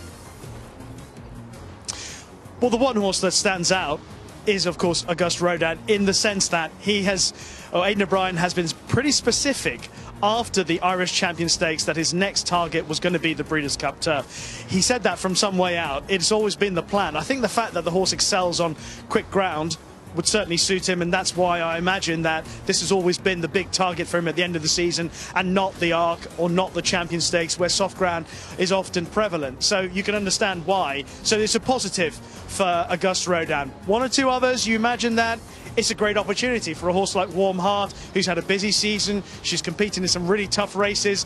You question whether she has been targeted at this race. It does represent a very good opportunity for her. But amongst the 2-year-olds, I think it's interesting that he's got River Tiber and Unquestionable both lining up along with Mountain Bear in the juvenile turf. I think those horses have earned their spot in the Breeders' Cup juvenile turf, particularly a horse like Unquestionable, who has just stepped up with each run. He ran really well in France behind Rosalien. I think that's really strong form. I'm slightly surprised that Ryan Moore is not aboard him and he's chosen to ride River Tiber. But River Tiber is unexposed, stepping up in distance, and that might be the key to why he is the choice of Ryan Moore. He's been very good in the early part of the summer. He won the Coventry Stakes at Royal Ascot. He had excuses when he got beaten next time out. Aidan O'Brien actually said before that run that he wouldn't be quite at his best, and then he didn't run too badly last time in the middle part where he was staying on quite strongly. I think those horses have earned their spot at the Breeders' Cup. They've worked their way. They're 2-year-olds, so they can find their way.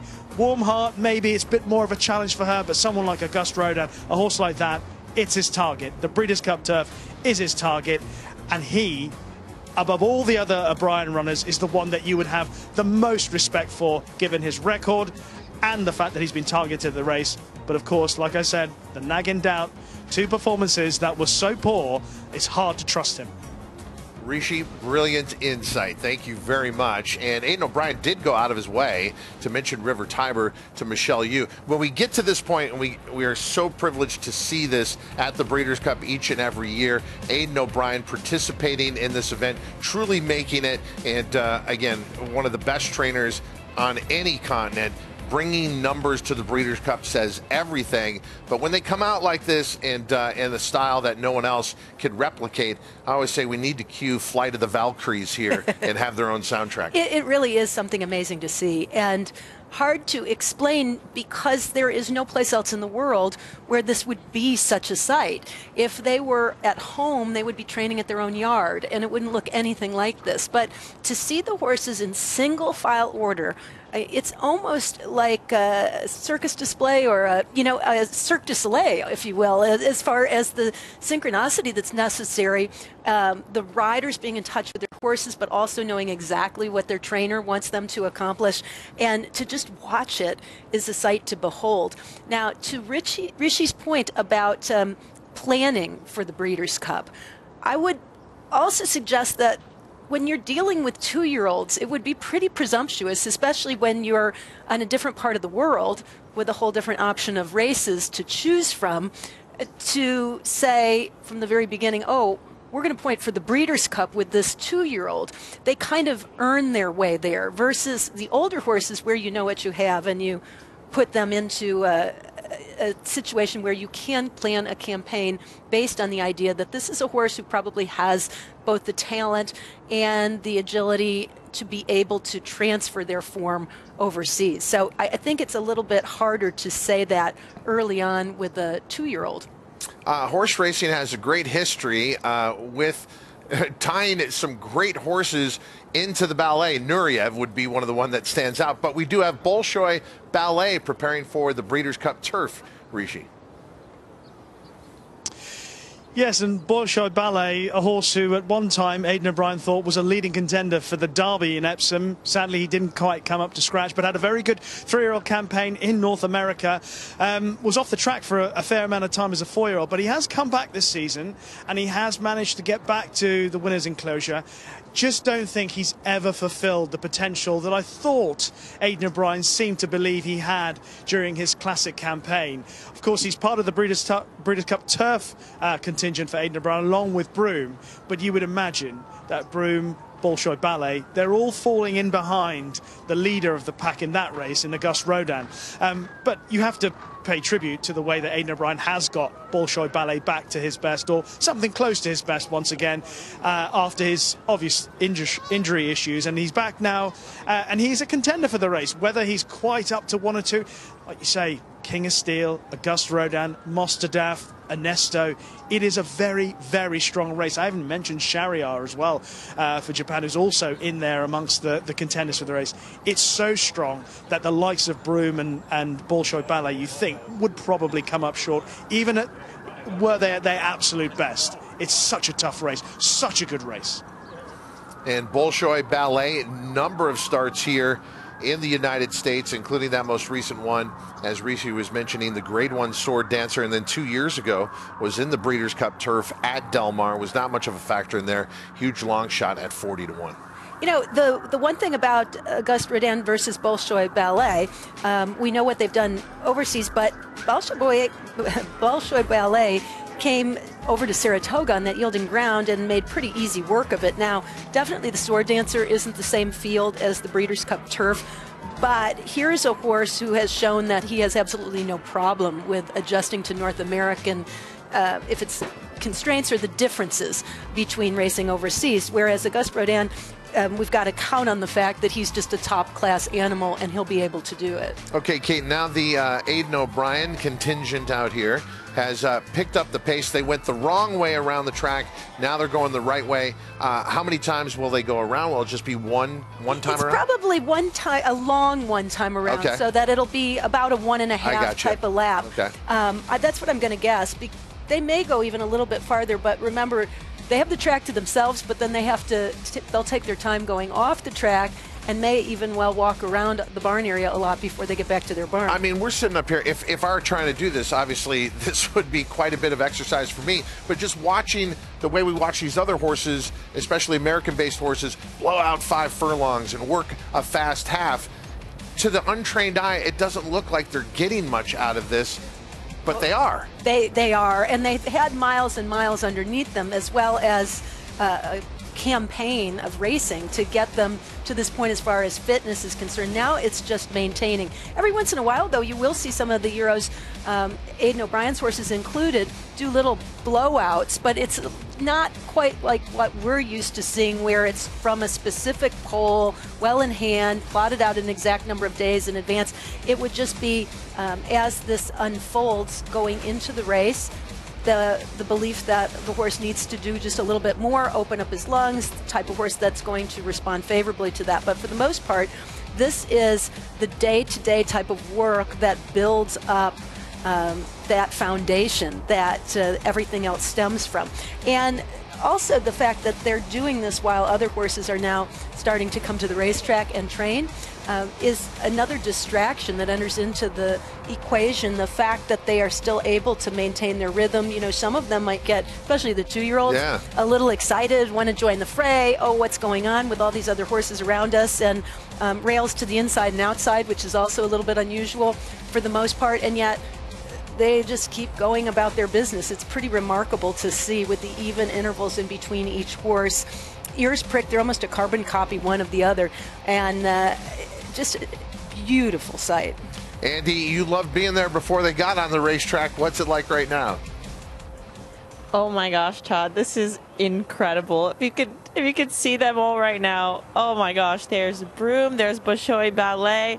Oh my gosh, I'm right in the way, but wow. Wow, that was amazing. That was just magical to see them all going by like that. They should pull up and jog back right by me, but as you can see, these horses are all very comfortable galloping in this manner. American horses, if you tried to do this, they would certainly get way too strong, way too keen, and all pass each other. But these European horses are very used to being covered up. That's the way they are trained to relax, being covered up. And it's going to be exciting to see all these horses throughout the week leading up to the big weekend, Todd. Andy, that was a great flyby on your jockey cam. That was absolutely gorgeous. We've seen it from many angles, but never that angle until this year on the Breakfast at the Breeders' Cup. Obviously, 2-year-olds are rookies in our sport. So the 2-year-olds, I wonder how he determines how they get in that line if they're at the back. I wonder if a 2-year-old has ever led them out, you know, one that's far advanced. I think it could happen if they were the type of horse that were dominant and needed to be toward the front of the line. But as usual, you can see Aiden's spot on, since everybody maintained their distance and seemed to learn from each horse in front of them. Okay, this has been a spectacular moment here, much needed this morning. But we do have some breaking news with Joaquin Jaime. Come to us right now.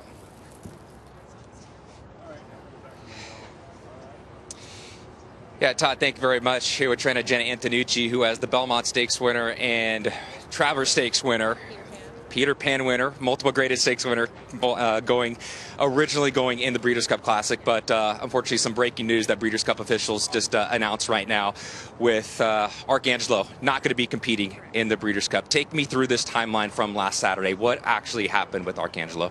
He's honestly doing great. He's bouncing and thriving and happy in a stall. Like we've talked about all week long, the left hind shoe, you know, we pulled off, and it's just, he's not fully resolving, and we're running out of time.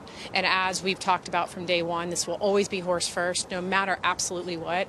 Sure, there's big racing coming up, but as we famously talk about, spreadsheets and time frames, they don't really care about. And so we have so many amazing options here for being able to diagnose and figure things out. They have amazing modalities that we're going to take advantage of that. And so to be able to do so, I've run out of time, and we've run out of time, because obviously you have to sedate horses and do those kinds of things. And so with having withdrawal times and all of the things that we have put in place that are so important for us to continue to do right by our horses, we need to do right by him, and missing a race is going to be what it's going to be this time.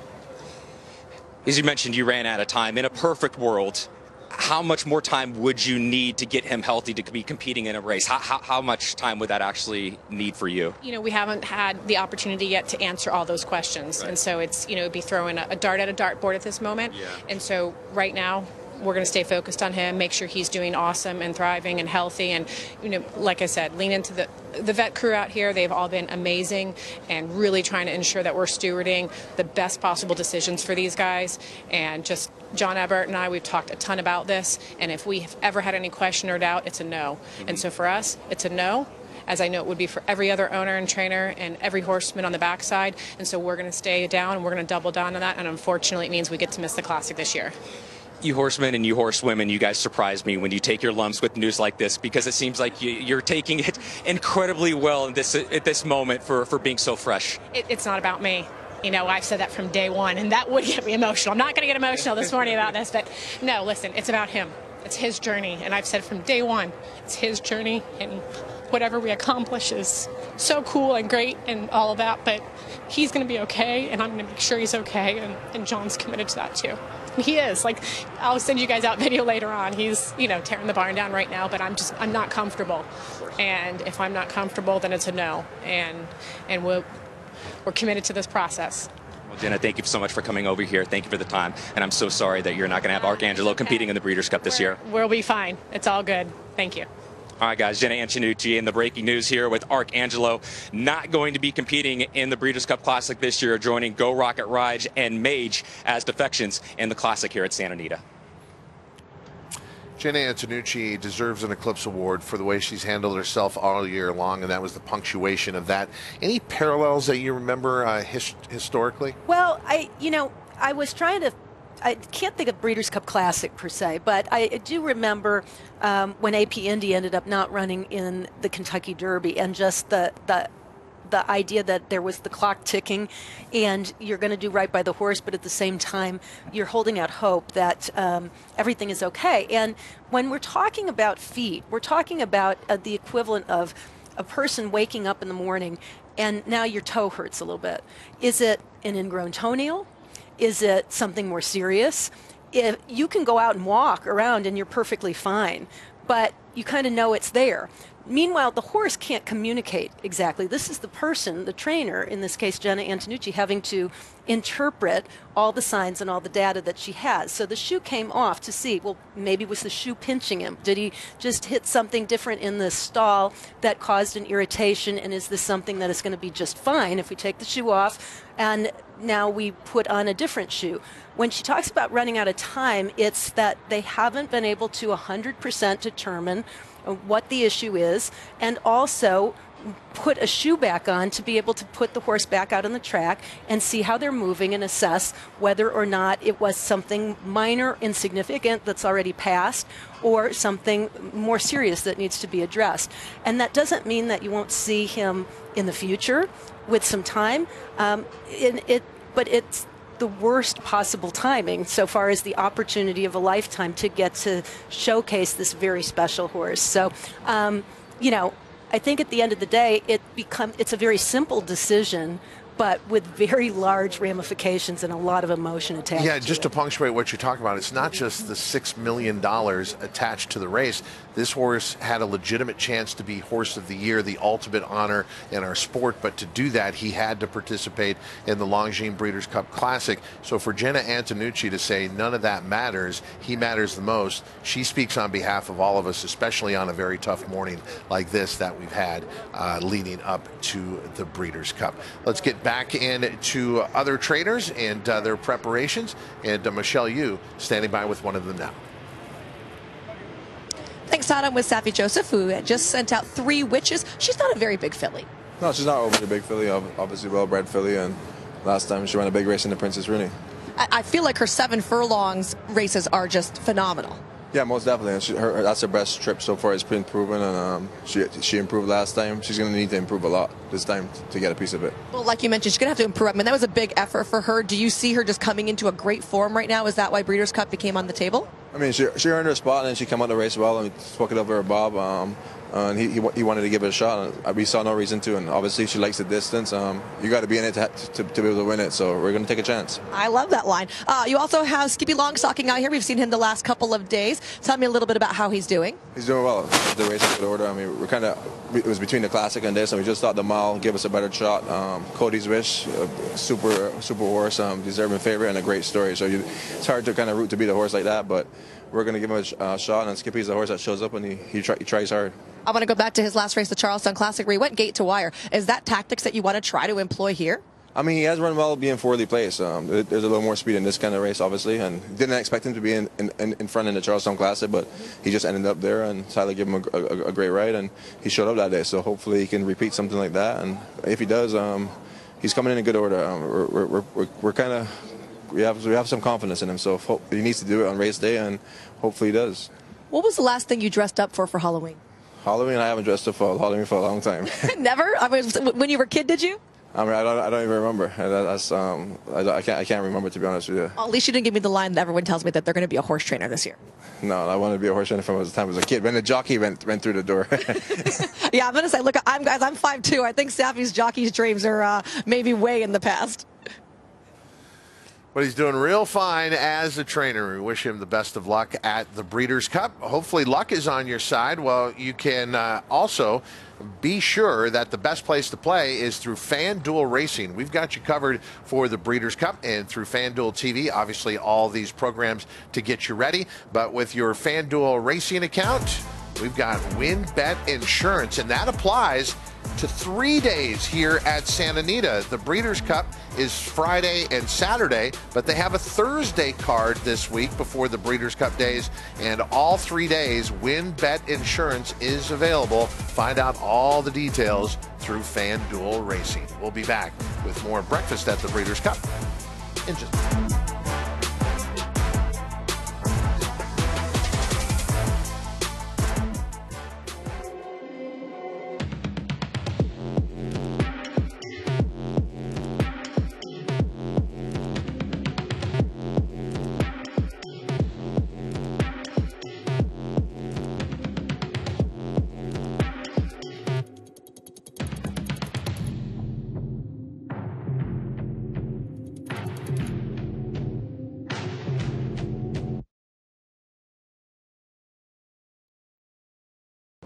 Hey there, it's Craig Carden. I know I can't believe it either, but the World Series is officially here. So if you're choosing to make a wager on the series this year, please be sure to do so responsibly. Gambling should always be fun, social, and entertaining.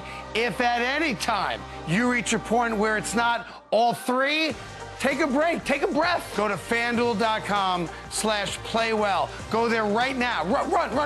Go there and learn more. Hey, so I found a betting system that's really working great for me. So did I. What's yours? I set up an hour-a-week time limit on FanDuel. I can also set up wager limits, so I only bet what I can afford, and betting stays fun. Right. So what's your system? What's that? Your system. What's your system?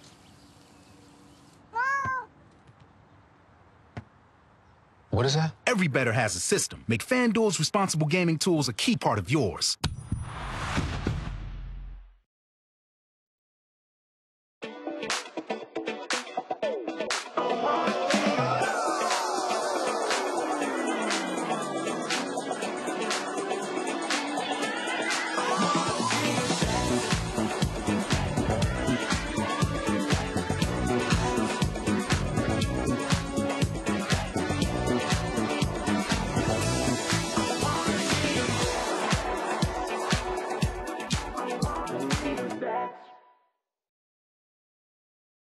FanDuel's Breakfast at the Breeders' Cup is presented by WinStar Farm and by Phasic Tipton.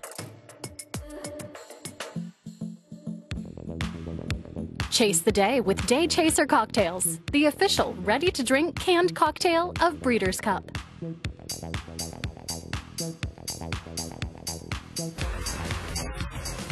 Kate, earlier we were talking about Songline. She had a long schooling session behind us. A lot of times these schooling sessions don't take that long, but it seems like the Japanese connections take their time in just about everything that they do. Very, very patient overall. Oh, it's fun to watch, yeah, right? it's fun to watch her out on the track as well.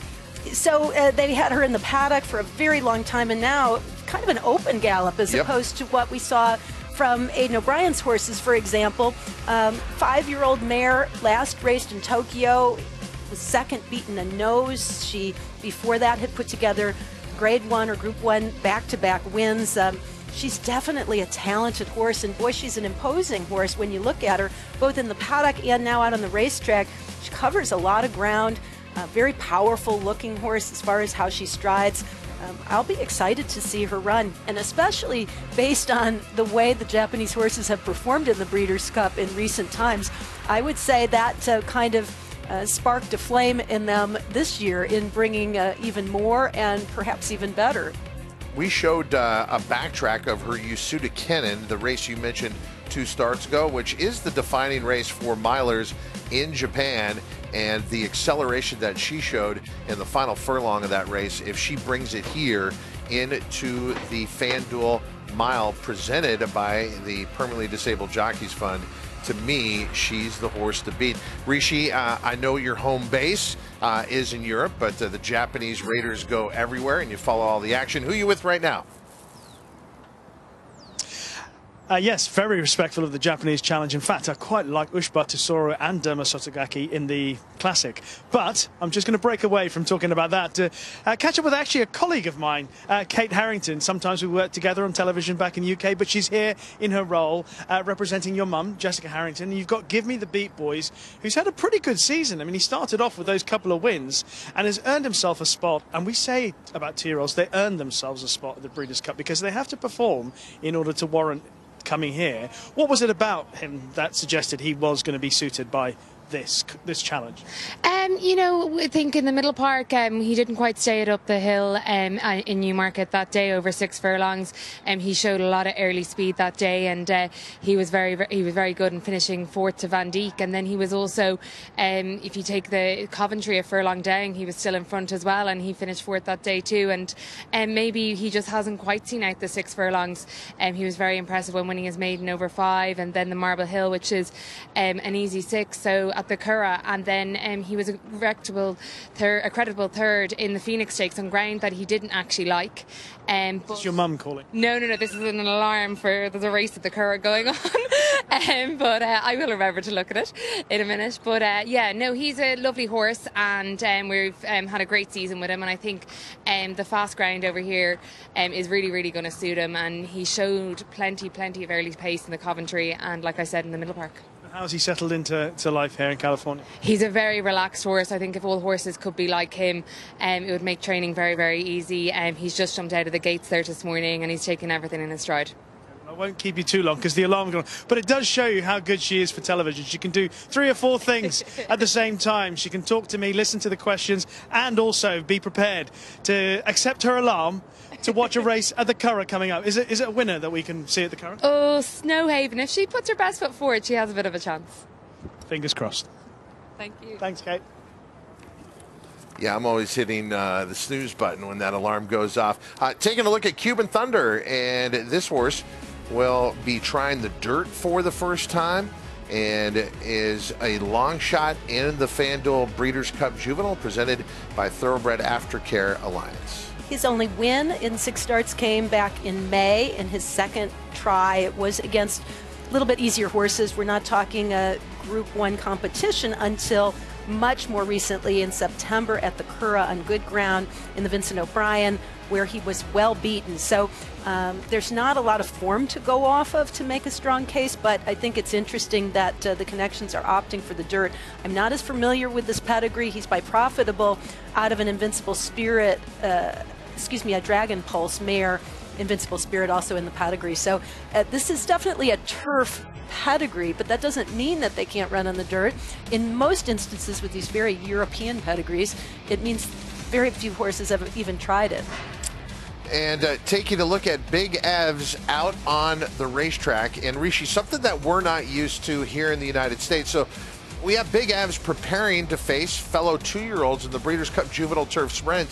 But 2 starts ago, he was in the Nunthorpe against older horses, and he was only 5-1 in that race. Living the Dream, the older horse who won that day at 28-1, is a real shot in the Breeders' Cup Turf Sprint. So what do we make of Big Evs? Oh, Todd, it's old hat for us. We do it all the time with our 2-year-olds. In fact, if you remember last year, the Platinum Queen, who came here to run in the Juvenile Turf Sprint, she also ran in the Nunthorpe. She bumped into Highfield Princess, who was obviously very well fancied for the turf sprint last year. So it's not an unusual thing for us in Europe.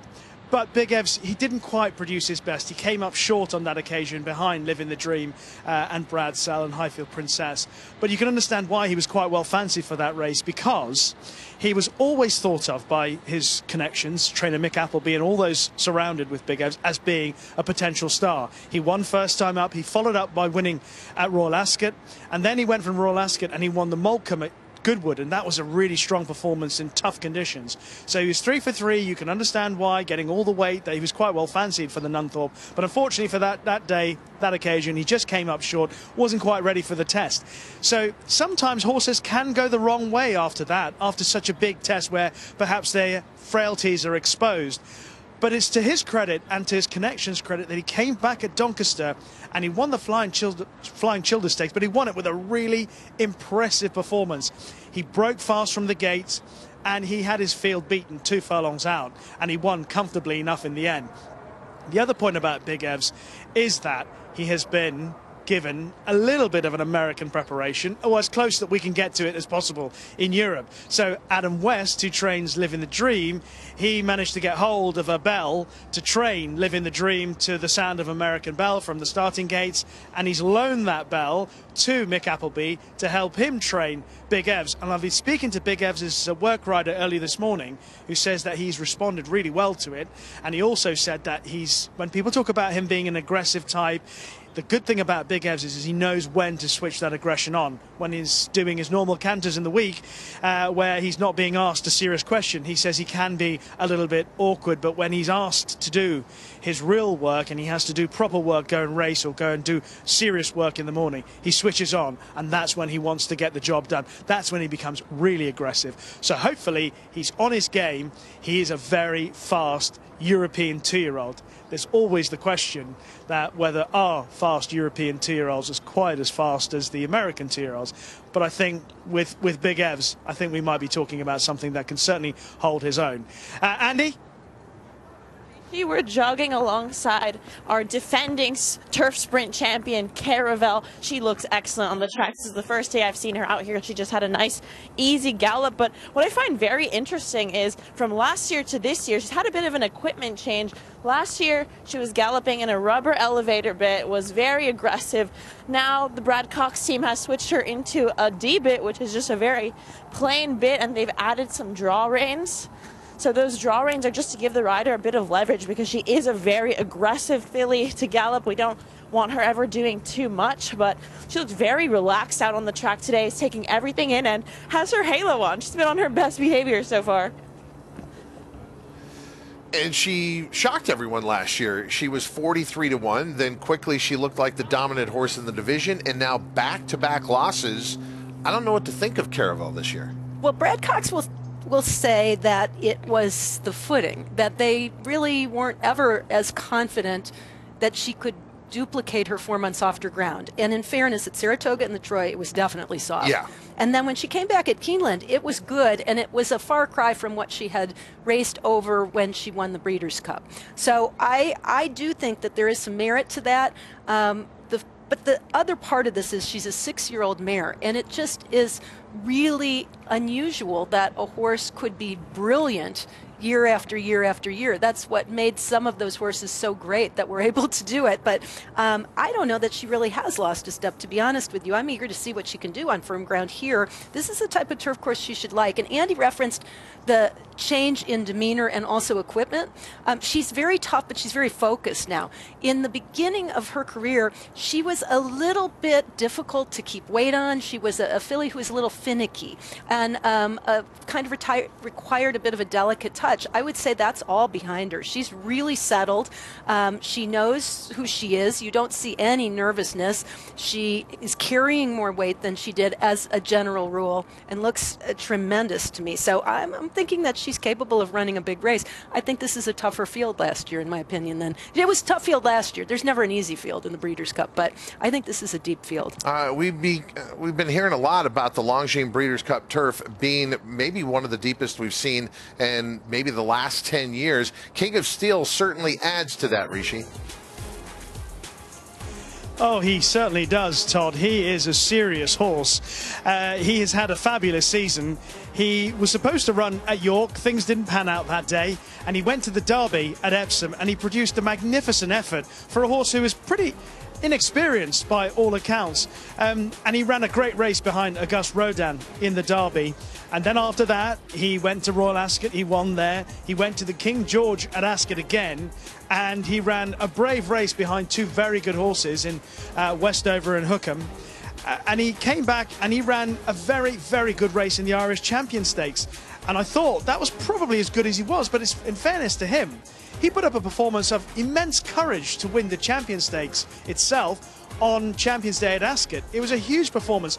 I thought as the race unfolded, that he was in big trouble. He was at the back of the field. It was pretty deep ground, and I thought Frankie Dettori was going to end on a pretty sour note, his career in the UK. But the horse, Frankie Dettori, somehow conjured up a really big, strong effort from him.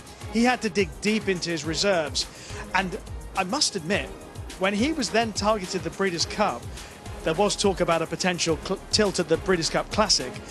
I was surprised because I thought he had such a hard race at Ascot, and he's had a few hard races. The run at Ascot in the King George was also a really tough race, and I thought it'd drag it out of him. But he's come back, and he's finished third at Leopardstown. But the last run, it just leaves a doubt in my mind as to whether or not he can possibly be at his best after so many hard races, especially one that was only just a couple of weeks ago.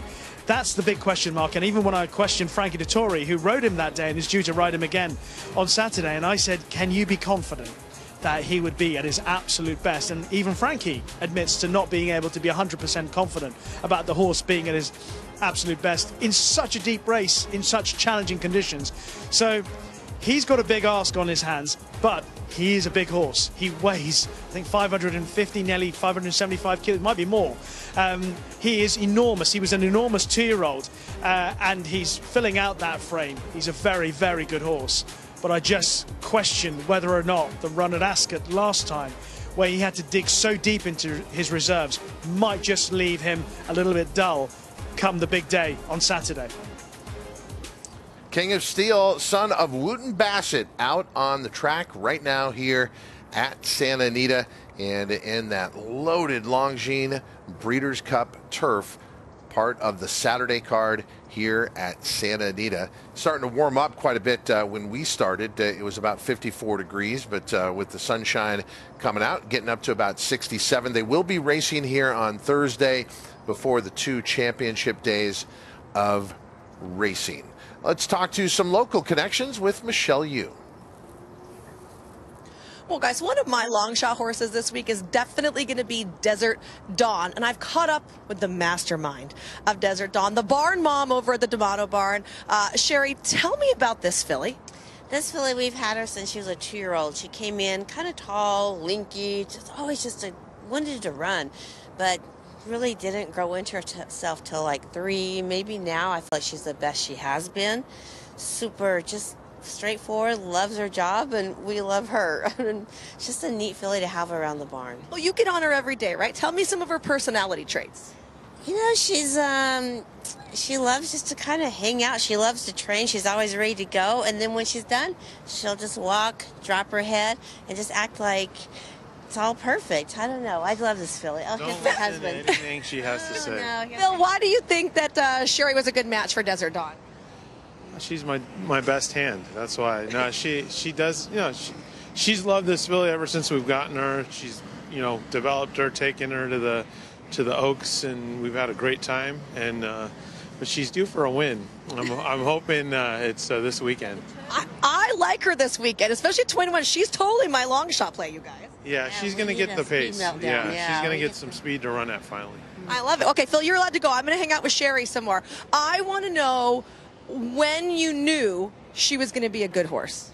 I've loved her from the first day I got on her, so I always thought she was a nice horse. Just because she has a stride that just kind of keeps carrying you, and she does it really effortlessly. So that's her advantage. It's just a nice, long, flowing stride that she can just do, and it's easy for her. All right, it's Halloween at your barn. We've been there already trick-or-treating with some of your horses. What's your favorite Halloween candy? Well, Snickers. Let's go Snickers. I'm not a Halloween person, but Christmas, come by. Wait, you're not a Halloween person? You have your whole barn decked out. Well, because it's Breeders' Cup, but come by at Christmas. Are we giving out gifts or eggnog? Oh, yeah. And I want to know what the drink is you're drinking in the breakfast marquee this morning. We're going to go a little whiskey and orange juice. Me too, guys. See you later. Sherry, here's the deal. Me three. Hold the orange juice. I'm going straight up whiskey.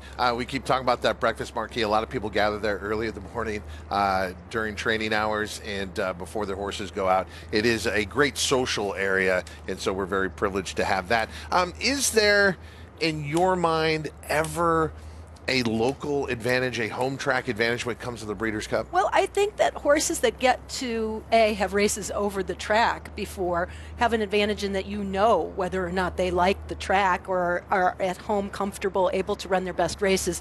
The other part of it, I would say, is that there is a comfort level in walking out of your own stall versus having to ship in. But then again, this is something that the top horses do all the time. So I think there's a little advantage, but there aren't many advantages at all when it comes to races like the Breeders' Cup. Desert Dawn's interesting, though. What she gets as an added benefit is a lot more speed than has ever been the case. In previous races, she's been up against it with Adair Manor, and now you add horses like Idiomatic into the mix, and a much more heated pace could really help her a lot. And by the way, I like gummy bears. Okay. Myself. I go on for the record, gummy we've bears. had Twix, we had gummy bears, we have Reese's, and our advantage on this show is the insight of Rishi Prasad. Well, I'm hoping to get some insight from Harry Burns, who's a very talented young rider in the UK, here riding a couple of horses for primarily Carla's Way for the Crisford team. Carla's Way preparing for the juvenile turf for the fillies, and also, you know, Algiers, who also runs for the Crisford team here in the dirt mile. Let's just deal with Carla's Way first of all. How is she doing, and how do you think she'll be suited by that particular race? She's doing brilliantly. She's quite a laid-back filly as it is. But, you know, it's a 2-year-old coming over here. You never know, do you? But first day out on the track today, she had a pony with her. She was brilliant. Yeah, she's quite a forward-going filly. She travels quite strongly on the bit. So that was you know, it was a what's she going to be like? But she was brilliant, honestly. And is the ground the key for her as well, as much as anything else? I think she, seemingly looking at her form, the way she moves, that fast ground really suits her. Yeah, it does. Yeah, she's actually quite versatile. She ran a soft ground at Goodwood, ran a great race there, but she's probably one of the best horses, best movers I think I've ever ridden. She just floats along, and yeah, and obviously being with Algiers, he's a bit of a pro now, going overseas. You were just telling me, you're reminding me that you'd ridden him to win as well at York. Yeah, first run for us over in the UK last year at York. His first time in a handicap. I managed to, I think he had something like 10 stones, so they thought they'd take a bit of weight off. Yeah. Yeah, he absolutely he hosed up, which was good. Yeah. I thought he had a really good chance in the dirt mile. I like what he did in Dubai. The fact that he, you know, the 3 runs he had there, the 2 rounds of the Al Maktoum Challenge, and when he was second to Ushbar Tesoro, he travels so nicely on the dirt, even kinder than you imagine most horses do. Yeah, I mean, he just loves. He seems to come alive when he goes overseas, and again, he's a brilliant traveller, and he absolutely loves it out there. He doesn't need a pony or anything. He as soon as he gets on that track in the morning, he just takes it like a duck to water. So confidence high in the Crisford camp. Yeah, very much so. Yeah. Fingers crossed. Thanks for talking to us, Harry. Cheers. Thank you. All right, especially with a big moment like that, you want a jockey who is even-keeled, and you certainly have that there. Looking out on the racetrack, things have slowed down, not behind us with the schooling here in the paddock. And how about this? Our mascot, Maggie Becco. Yeah, that is our official dog of Breakfast at the Breeders' Cup. She's got her own little jockey trying to find the winner's circle. Run, Maggie, run. Thank you, Chris Stapleton.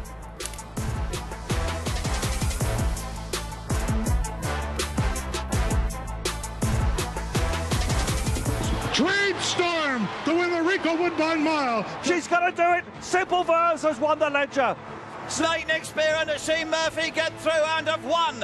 It's getting really tight. The star of the season, Roaring Lion. The purple cap. Kamiko the far side of him. Kamiko's won. The other midline. Mongostina has just won it with Mosse. Ocean Road after going to Vegas. Ocean Road. It is going to be Parabel to win the turf sprint.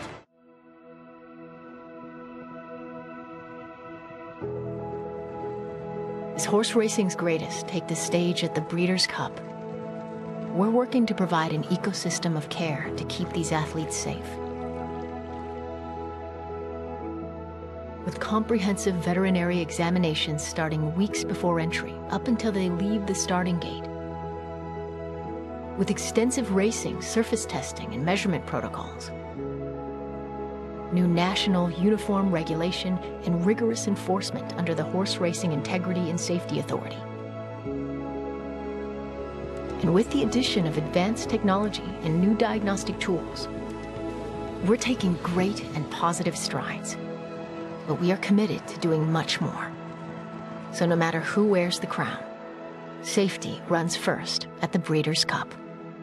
To learn more, visit breederscup.com/safety. Welcome back to the Sportsbook Draft, where FanDuel's pick is in. With the first pick in the 2023 Sportsbook Draft, FanDuel selects horse racing. Brilliant pick, as FanDuel becomes the first and only sportsbook app where you can bet on horse racing. Just a savvy move by a savvy franchise. New customers get a no-sweat bet on the Breeders' Cup up to $200. It's like they know each other. What do you think Rob's saying to him right now? Probably something about oats.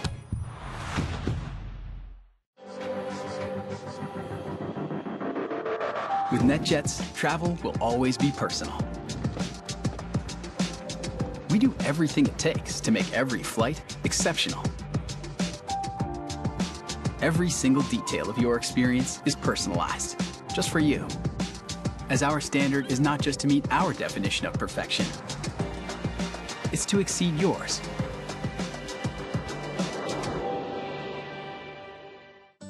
I'm Mark, and I live in Vero Beach, Florida. My wife and I have 3 children. Ruth Ann and I like to hike. We eat healthy, we exercise. I noticed I wasn't as sharp as I used to be. My wife introduced me to Prevagen. So I said, yeah, I'll try it out. I noticed that I felt sharper. I felt like I was able to respond to things quicker. And I thought, yeah, it works for me. Prevagen, at stores everywhere without a prescription.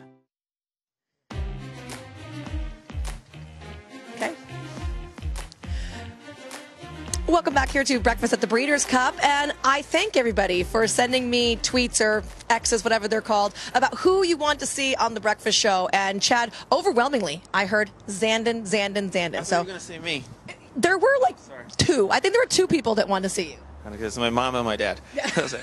Is that what it was? It was like they said their last name was Mound. No, very close. Yeah, that's okay. No, it's, but Zandon right here. Come here. We're trying to get him in the screen. So we had him in the screen, and then he tried to eat me. So I moved away, and then he's playing fetch. Let go. He literally is playing fetch with a stick right here. Chad, you now have drawn the rail in the Classic. What are your thoughts about this? Well, hopefully it's the shortest way home, right? And got a great jockey on the horse, like we spoke about with Frankie. Just hopefully he breaks away there clean, and there's a good solid pace in front of him. And I'm very happy. I'd rather be inside than far outside with this horse. 1.25 miles about his limit, so I'd like to get a good ground-saving trip on both turns, and hopefully we can work our way out in the stretch. Looking back at his last race, obviously it was a nice, emphatic victory. Maybe the field behind him wasn't as tough as you're going to face here, but he doesn't know that, right? Did he come out of the race with some confidence with that big win? He did. He came out of there, very fit, very focused. I love the fact that he's coming off a win where he finished his race off the right way through the wire and really gapped out strong. Yes, he beat inferior horses in this last race, but that's just what I think he needed at this time. And, it's a tough task, but he's never been doing it better. Can I say something very cool? Zandon is like a true black thoroughbred. We generally don't see them. We see dark bays, but he is legitimately dark. I love that. I don't see a lot of them. He's a very rare horse, and everywhere we've taken him, people just really marvel at him. His just handsomeness, his color, and his movement. Are we talking about you now? Oh, back to Zandon? I'm sorry. I got distracted there. No, Zandon's okay. What a beautiful guy he is. And come here, bud. He is going to bite me. He wants to bite me. He wants his stick back. He only likes to play. Okay, I know what his Halloween costume would be. He would be the Ichabod Crane horse with the headless horseman. That was way before my time, so I don't remember any of that. You haven't been to Keeneland during Halloween? Oh, the headless horseman? Yeah. Oh. And his horse is like this big black horse. No, I wasn't. I didn't make the Keeneland this year, so I missed it all. I missed all the fun. Goodness gracious. Okay, I have the stick that Zandon. I did bring him a carrot, but Chad told me my carrots are too dinky. That Zandon only eats all organic carrots flown in from Australia. No carrots for the horses unless they win. Mean dad here. You have to win to get a carrot in this barn. I'm glad I'm not trick-or-treating with Chad tonight. We're going to step aside for a quick timeout. We'll be right back here on Breakfast at the Breeders' Cup.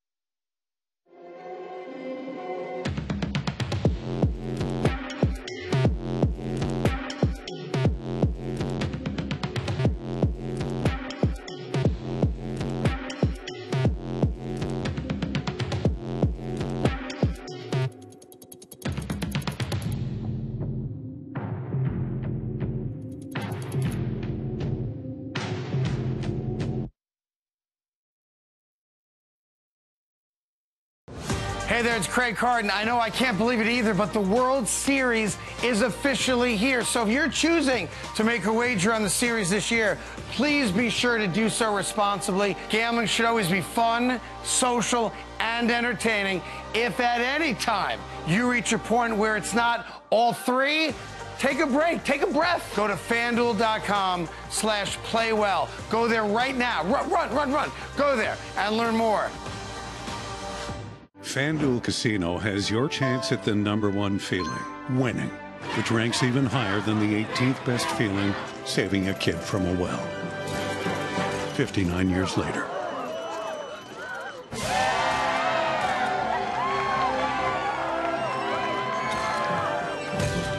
Find the #1 feeling winning on FanDuel Casino Reward Machine. Free to play every day with a chance at a $2 grand top prize.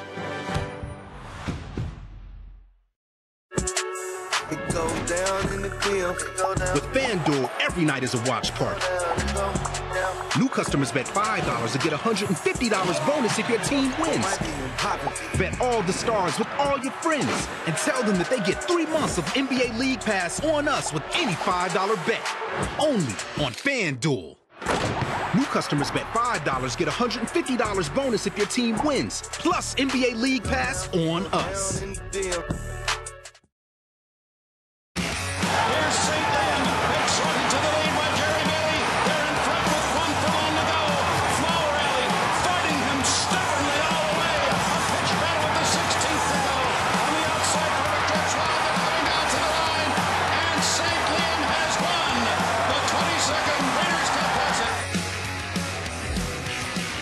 Hey, babe. Rick Dutrow is back at the Breeders' Cup. That was St. Liam, who basically guaranteed to win. I mean, he's brash. He's ultra confident.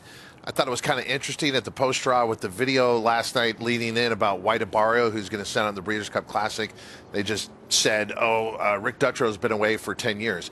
Well, there's a lot more to that story. He was suspended for 10 years, and for him to come back his first year off that suspension and be in the Breeders' Cup Classic, and the way it happened with White Abario, who was in Safi Joseph Jr.'s barn, is quite a story. Yeah, there has been a lot of moving parts with White Abario, but what I think was most significant about him when you're talking about him going into the Breeders' Cup is the fact that when transferred to Rick, he was sitting on a big race, right? And then ended up not running again until June 10th. So he's off from March to June. His first start back was a third in the Met Mile against Cody's Wish and Zandon. And then he came back in the Whitney, and boy, did he step it up. It was an amazing performance. Now, since then, he has had some stops and starts in his training routine, due in part to them not being able to work him because of a lingering foot issue that hasn't necessarily sidelined him, but it has prevented him from putting in workouts at particular times. So he's not coming in the way the schedule was mapped out originally. However, his workout here at Santa Anita was, and that was his ultimate workout prior to the Breeders' Cup, one of the more impressive workouts, and by all accounts that you'll see from a Breeders' Cup Classic contender. So he's still coming in the right way as far as how he's moving, how he's training, how he's adapted here to Santa Anita, and he's got the goods. I mean, he comes off that win last time out. I also think those who play sheet numbers or speed figure numbers would tell you that this is sort of the horse to beat in the Classic. Well, that workout you talked about, the final quarter mile was 22-4. He was finishing. Amazing. He loves it here. But you and I were down in South Florida at Gulfstream Park back in early March, and I was told, it was my understanding, they didn't even know if he'd win that optional claimer, and if he did not win that optional claimer, he was headed towards some time off. Now, he won that optional claimer. He gets a freshening, so to speak. He gets a new barn, and here we are. White Barrio is a serious contender in the Longines Breeders' Cup Classic, and I've been very excited to see this horse. I have to tell you, before all of this came up with him missing a couple workouts, or them postponing workouts, I should say more correctly, I had him on the top. I had him on the top of my Breeders' Cup Classic list. This was going back even before. I loved him in the Whitney. Well, and I did, only because that was the race that Cody's Wish was going to stretch out around two turns, see where they were. And when he didn't run, I thought, well, what to make of the race? I came here not believing in White Barrio. I did like him in the Whitney, not believing in White Barrio. Now, as things have changed dramatically and the way he's been in the mornings, I'm with you now. You were ahead of the curve. One of the things that has changed in the Longines Breeders' Cup Classic, if you were with us earlier, you saw the interview from Joaquin Jaime with Jenna Antonucci, trainer of Arcangelo, unfortunately breaking the news that he would have to scratch from the Longines Breeders' Cup Classic. But we wanted to show it one more time for those of you who might be joining us for the first time, and also a demonstration of just how genuine and how much we love these horses. And Jenna Antonucci kind of speaking for us all, a chance to have the horse of the year be in a $6 million race, and she's walking away for the most important reason of all. Yeah, Todd, thank you very much. Here with trainer Jenna Antonucci, who has the Belmont Stakes winner and Travers Stakes winner, Peter Pan winner, multiple Greatest Stakes winner, originally going in the Breeders' Cup Classic, but unfortunately some breaking news that Breeders' Cup officials just announced right now with Arcangelo not going to be competing in the Breeders' Cup. Take me through this timeline from last Saturday. What actually happened with Arcangelo? He's honestly doing great. He's bouncing and thriving and happy in his stall. Like we've talked about all week long, the left hind shoe, we pulled off, and it just, he's not fully resolving, and we're running out of time. And as we've talked about from day one, this will always be horse first, no matter absolutely what. Sure, there's big racing coming up, but as we famously talk about, spreadsheets and time frames, they don't really care about. And so we have so many amazing options here for being able to diagnose and figure things out. They have amazing modalities that we're going to take advantage of that. And so to be able to do so, I've run out of time, and we've run out of time, because obviously you have to sedate horses and do those kinds of things. And so with having withdrawal times and all of the things that we have put in place that are so important for us to continue to do right by our horses, we need to do right by him, and missing a race is going to be what it's going to be this time.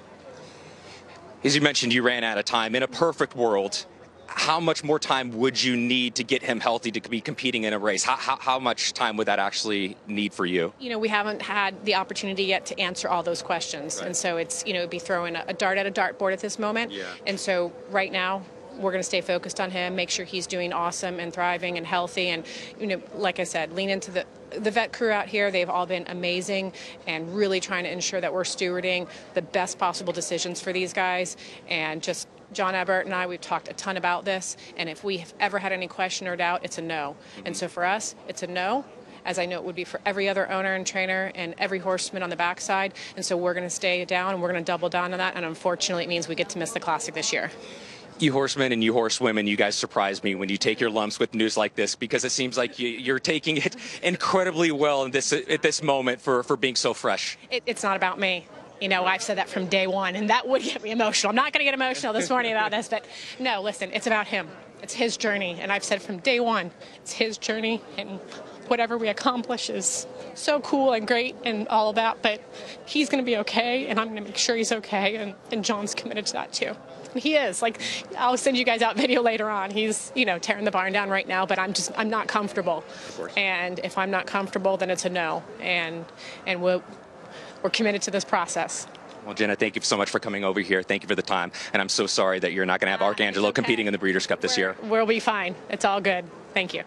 All right, guys, Jenna Antonucci, and the breaking news here with Arcangelo not going to be competing in the Breeders' Cup Classic this year, joining Go Rocket Ride and Mage as defections in the Classic here at Santa Anita. Jenna Antonucci has shined brightest whenever she's in front of the media and behind the scenes. She must be amazing to work for. We will always remember after Arcangelo's win in the Belmont Stakes, where she was asked about the fact that she's risen through the ranks, and she said, "If you don't have a place at the table, make your own table." And she's done that. And then even with this announcement with Arcangelo, just showing what's so special about her. But we have also learned since that time that Arcangelo will not race again. He has been retired. His owner, John Ebert, who was referred to by Jenna Antonucci in that interview, confirms that Arcangelo will be retired. He will stand at Lane's End in 2024, and that is posted on X by David Grinning, a fantastic reporter for the Daily Racing Forum. All right, caught up on what's been taking place this morning. Let's go back to Michelle Yu. Thanks, guys. I'm joined right now by Christophe L'Oreal, who is the assistant to Christophe Clement. We call you Little Christophe. Is that okay? Yeah, that's good. I'm used to it. So you have a couple of horses here. We actually just had some out here behind us, but we've been waiting so long they had to go in. Who else is still going to come out today? Okay, we still have two on the card. Mondego for the Twilight Derby and a filly called Breathaway for the Autumn Miss, which will be entered on Wednesday for Sunday. All right, let's talk about the Breeders' Cup horses. I've seen Carson's run the last couple of mornings. How happy has he been since he's come to Santa Anita? Well, he's full of himself. Yesterday he was fresh. We only jogged him once. But today he galloped. He galloped an easy mile and he looked really good. Yeah, it's just... he's a kind of horse, he's always better on the move. So, but we took him by the paddock, and day two was better than day one, because he was full of himself yesterday. But today seems okay. He actually won the Summer Stakes from an inside draw. He draws the outside for Breeders' Cup now. Is that going to be a concern? Of course it is, because obviously 14 out of 14 is not that great, but he doesn't have that much early speed, so I'm sure the plan would be just, try to save as much ground as possible and try to find his way out, yeah. I want to talk about roses for Deborah as well. I felt like even though she got defeated last time, the effort was still so solid. Yes, it was, because she hated the ground. I mean, it was very, very, very soft, and she's been great for us all year, and even at Saratoga, she ran a couple times, and one time was on good ground, and she still won it. She's doing super. She looked great through the year. She developed into a really nice mare, and she filled up. And now we're hoping for the best because she's doing well. Yes. I think that it was just such a sportsmanlike move to still run her, even though the ground wasn't ideal. She's got to be thrilled with our firm ground we're going to have here at Santa Anita. Yes, I mean, the plan was obviously not to give her that much time off between Saratoga and the Breeders' Cup, so we had to find a spot somewhere. And so we ran her there, and like I said, the 1, 2, 3 at the top of the stretch were 1, 2, 3, so they were not closing that day because of the soft ground. But like I said, she's doing super, and I'm sure she's going to love that turf. And we'll round it out with Big Invasion. Big Invasion drew post number 1, obviously for Saturday, and he's doing great. Same thing, obviously the 1 hole is obviously the shortest way to the wire, but he's doing good as well, and hopefully be like, if we can probably end up being mid-pack. I'm sure it's going to be a lot of speed on the outside, circle around, and then try to make his way out. But he's doing great too. All right. Well, hopefully we'll get to see some of these guys this week. I have gotten to see them, but I know we haven't got cameras on them. What time is all of them going out tomorrow? So we can have them run it down the truck. Usually, Big Invasion goes out in the dark. He goes at 5:45. Then we have a 6:45 with Roses for Deborah, and then we end up being mostly like 7:45, 8 o'clock with Carson's runs. Well, that explains why we haven't seen them, because they go out before the show starts. But we'll do our best tomorrow. Thank you, Christophe. Thank you. Back to you guys. Little Christophe. But look, behind every very successful trainer, there's an assistant who's right there with them and equally talented. Absolutely. And I would say that for the majority of the trainers here, they would deflect or defer any of the praise to those assistants that have been with the horses wherever they've wound up most of the time. And we will have those horses on tomorrow's show. Right now, on the backside, Joaquin Jaime with trainer Dallas Stewart.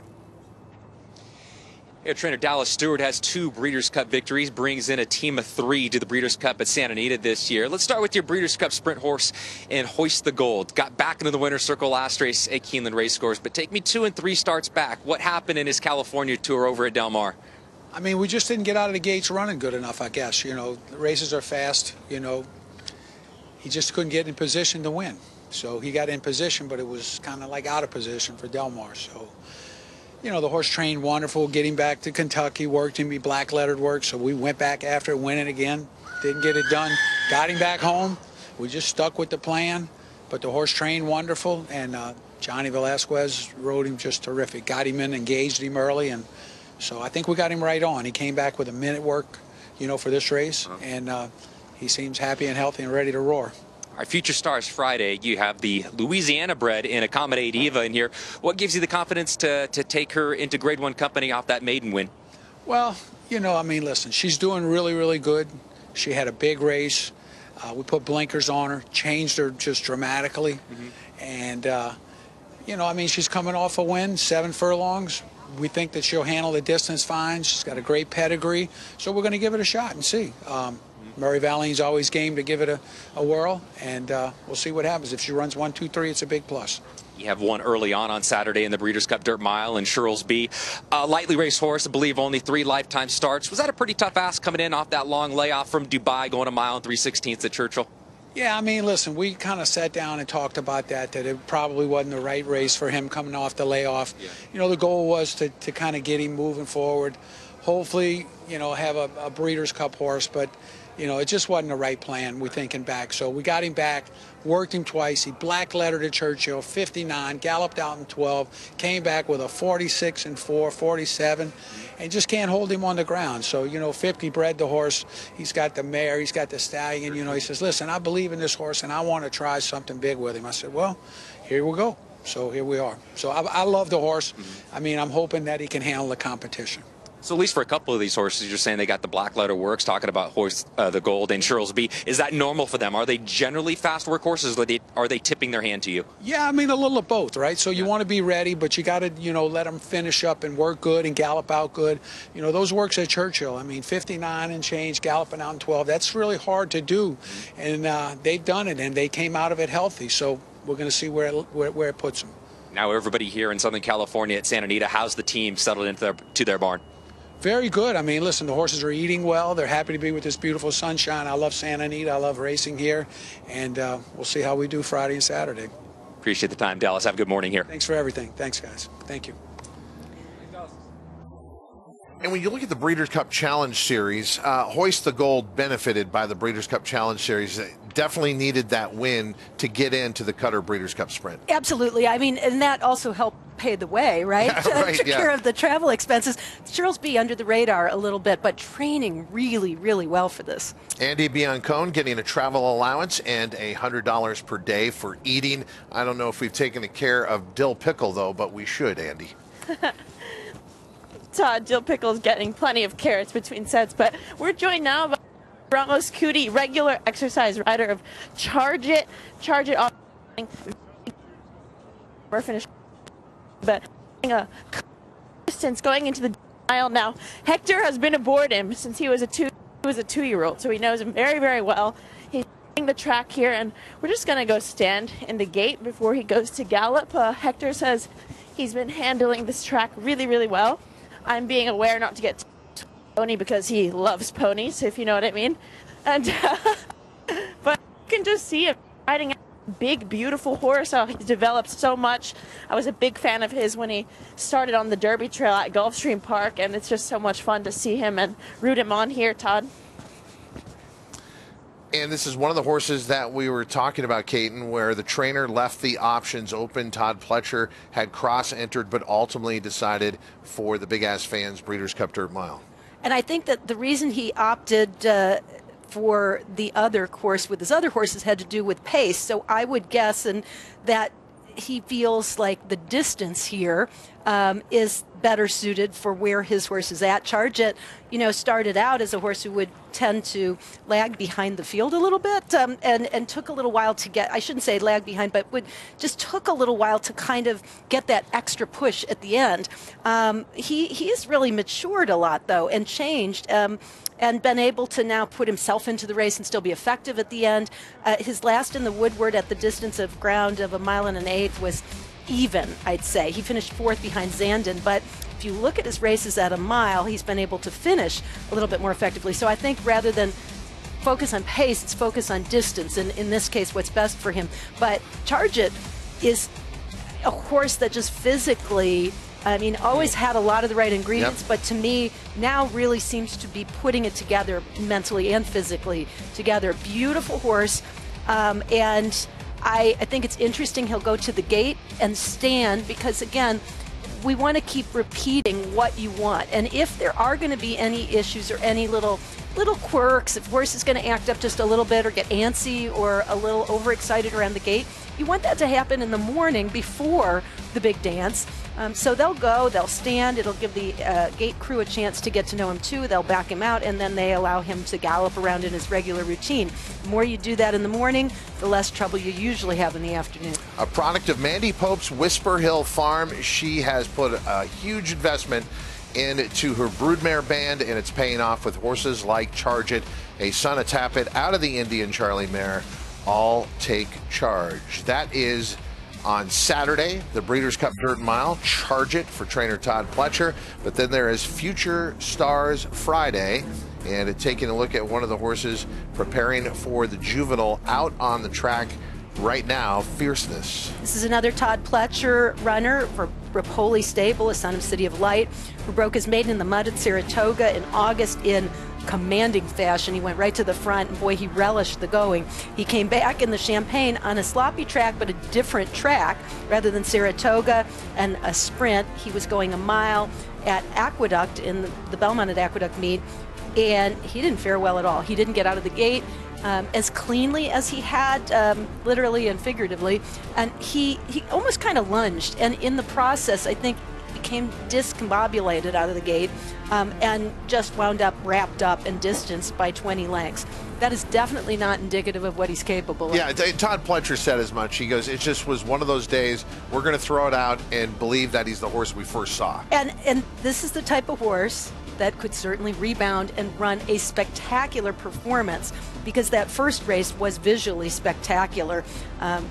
Todd is really spot on with his young horses. So mile and a 16th for a horse who's by City of Light out of a Stay Thirsty mare should be right there. And Todd has so much experience with the family here, with the Dam and with Stay Thirsty and with Quality Road, the sire of the sire, that I really think he kind of benefits from that knowledge, that background, that experience with this particular family. So obviously this horse tipped his hand to him. Yeah, with Bob Baffert being so dominant in the Breeders' Cup Juvenile, sometimes when you come to California, it seems like not only handicappers have just resigned themselves to the fact he's going to win, it seems like other connections as well. That is not the case this year. He's going to bring 3 quality horses, but you look at the 2 horses that Todd Pletcher is bringing in conjunction with Fierceness, he's also got locked, and Brad Cox could not have been more confident in his comments to you about Timberlake. Timberlake is the winner of the Champaign on that muddy racetrack and has done little wrong in 3 starts. He was second in the Hopeful, broke his maiden impressively, going 7 furlongs, continues to progress. Now, a real contrast from the Brad Cox barn is this horse, Zozos, who has been around for a while and maybe has taken just a little bit longer to show his true ability. At the age of 4 now, he really came to hand and was impressed and earned his spot, I think, in this race with his win in the ACAC at Churchill in the 1-turn mile situation. He had won some nice races early on in his career, but he's kind of lacked that consistency. But that said, he's 7 for 11 lifetime, and it was a horse who competed in the Kentucky Derby off of a 2nd place finish in the Louisiana Derby. Sometimes that can be both a good thing and a bad thing, because I think you try to make them the 1.25 mile horse that you need for the Kentucky Derby, when in reality he's probably best at the mile distance, that this gives him the opportunity to really showcase his talent and his speed. And he is, I think, I wouldn't say controlling speed, but he's definitely a speed presence in this race that doesn't have as much early speed as you might have thought it would. Yeah, I mean, if someone is going to challenge him early, they're going to have to really run to get to Zozo. So I love his chances to get out to an early lead in here. And I just felt, look, Cody's Wish last year, great win coming in, going to be a solid favorite in here, but he really did have the perfect pace scenario last year to run into. Very different situation this year for sure. I mean, when I was looking at it last night, I thought actually that Dallas Stewart's horse, Cheryl's B, might be the horse to supply the pace. He was dying to run in the Bourbon Trail, but with that said, Zozos really does have a lot going for him, and he worked very quickly, which usually suggests that he's going to continue to show that speed. Okay, and we've seen a variety of different approaches on the main track this morning. There's other schooling going on. It's at the starting gate, and Andy Biancone is there now. Pletcher easy is going to go stand in juvenile fillies, peasant, and now Fierceness, who's running in the juvenile, getting a stand, Todd. All right, we obviously having some difficulty with Andy's microphone now, but we're watching. So the Todd Pletcher horse is going to stand in the gate, as she had said before, and now what you're looking for is just that they're comfortable, that they aren't panicking or getting agitated, that they feel like the gate is no big deal. Well, our big story yesterday was Ushba Tesoro, and this really turning out to be a disaster. They're going to be back at the gate tomorrow, Wednesday, and they've made some adjustments. They felt it was the inside of the starting gate. Were you concerned with what you saw yesterday? No, if it continues, I'd be concerned. You know, I think this is why you school them. Charge it being backed out there. This is why you school them in the morning. You want to give the opportunity. Andy, we think we have the microphone worked out. We see Charge It now just going to the front of the gate. How's this session going? Todd, everything is going perfect. This is exactly what you want to see. Horses relaxed and happy, walking into the gate with no drama. Fierce even open. That, for me, is a really good sign because it shows he's relaxed. He just released a bowel movement in there, so chill, so happy. Everyone had their ears pricked, were very focused, and now they're just going to jog home. They each looked fantastic galloping, especially Charge It. Wow, Charge It really strong on the bridle, looking very, very well on this track, Todd. Fierceness leaving some souvenirs. We'll have to collect some for Dave Weaver. He likes those.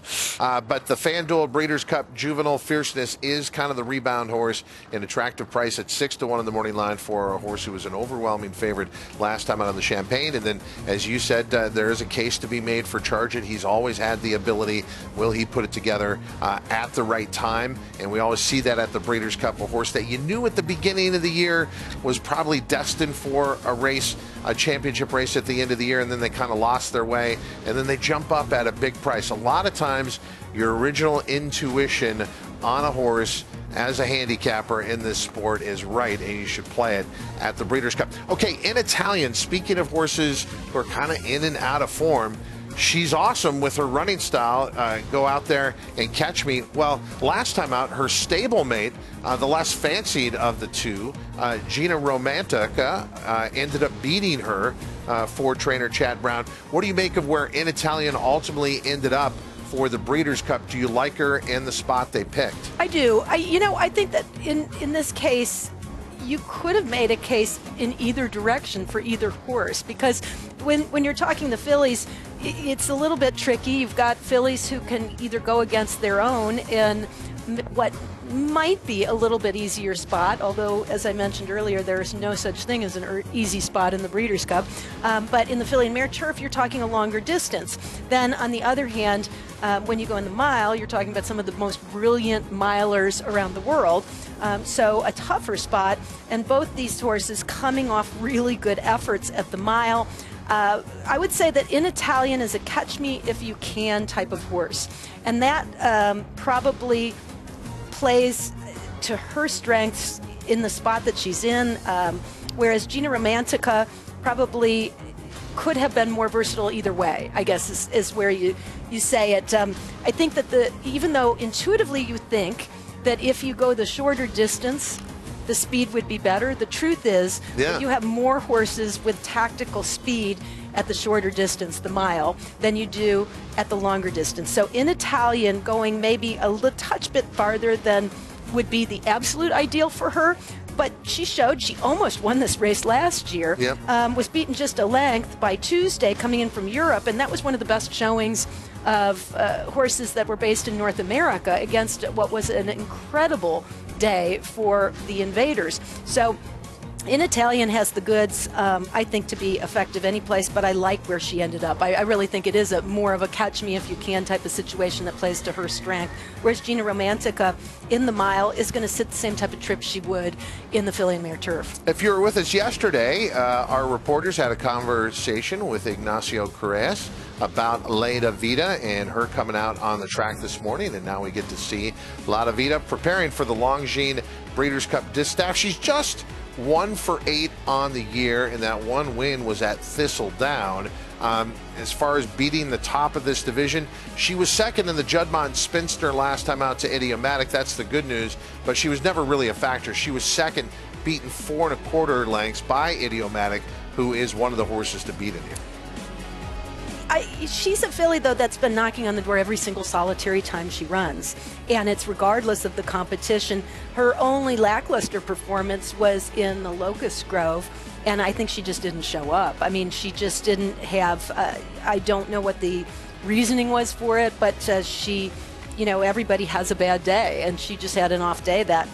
The second place in the Spinster was a good race. I mean, she wasn't a match for Idiomatic on the front end, but there was no pace in that race. There's going to be more pace here. That works to Leda Vida's strength. She does need a little bit of pace. That win at Thistledown was against lesser competition, but Interstate Daydream's no slouch. And she did beat Interstate Daydream on the fair by 3+ lengths. And she's come competitively with Amore. And then that last race may be signaling that she's sitting on a best performance. She's trained really well at Keeneland. Nacho Correas, a very, very good horseman. So I would say that Leda Vida is primed for a top effort. It just becomes a question of whether you believe that top effort is good enough to beat the others if they run their best. Leda Vida, 6-year-old mare by gemologist out of the Gestad mare Vienna Cantando, was bred by Haras Santa Olga in Chile. Leda Vida preparing for the Longines Breeders' Cup Distaff. Breakfast at the Breeders' Cup returns in just a moment.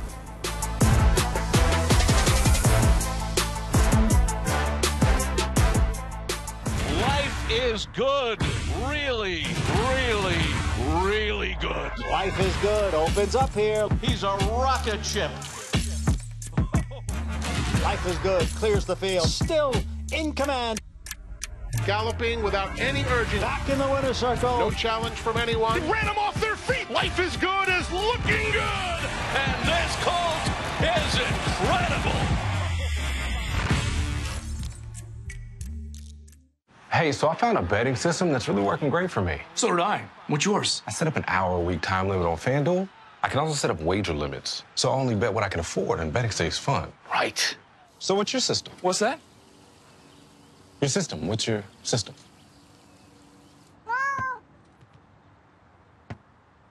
What is that? Every bettor has a system. Make FanDuel's responsible gaming tools a key part of yours.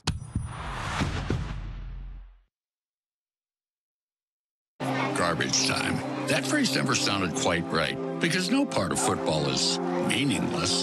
So while some folks see garbage, FanDuel sees treasure. We see spreads to cover, overs to hit, and chances to live bet from the first down to the final whistle. So don't just watch football this season, cherish it. Bet $5, get $150 bonus if your team wins, plus a profit boost every single day. FanDuel, America's #1 sportsbook. Introducing Giftbox, winner of the Grade 1 Santa Anita Handicap. He's a 3-time graded stakes-winning millionaire with 4 triple-digit buyers and a 4 Ragazin to his name. He proved himself early as a graded stakes-placed 2-year-old, and now his career as a stallion is just getting started. From the first crop of the leading sire Twirling Candy out of a multiple graded stakes-producing mare. Giftbox, only at Lane's End.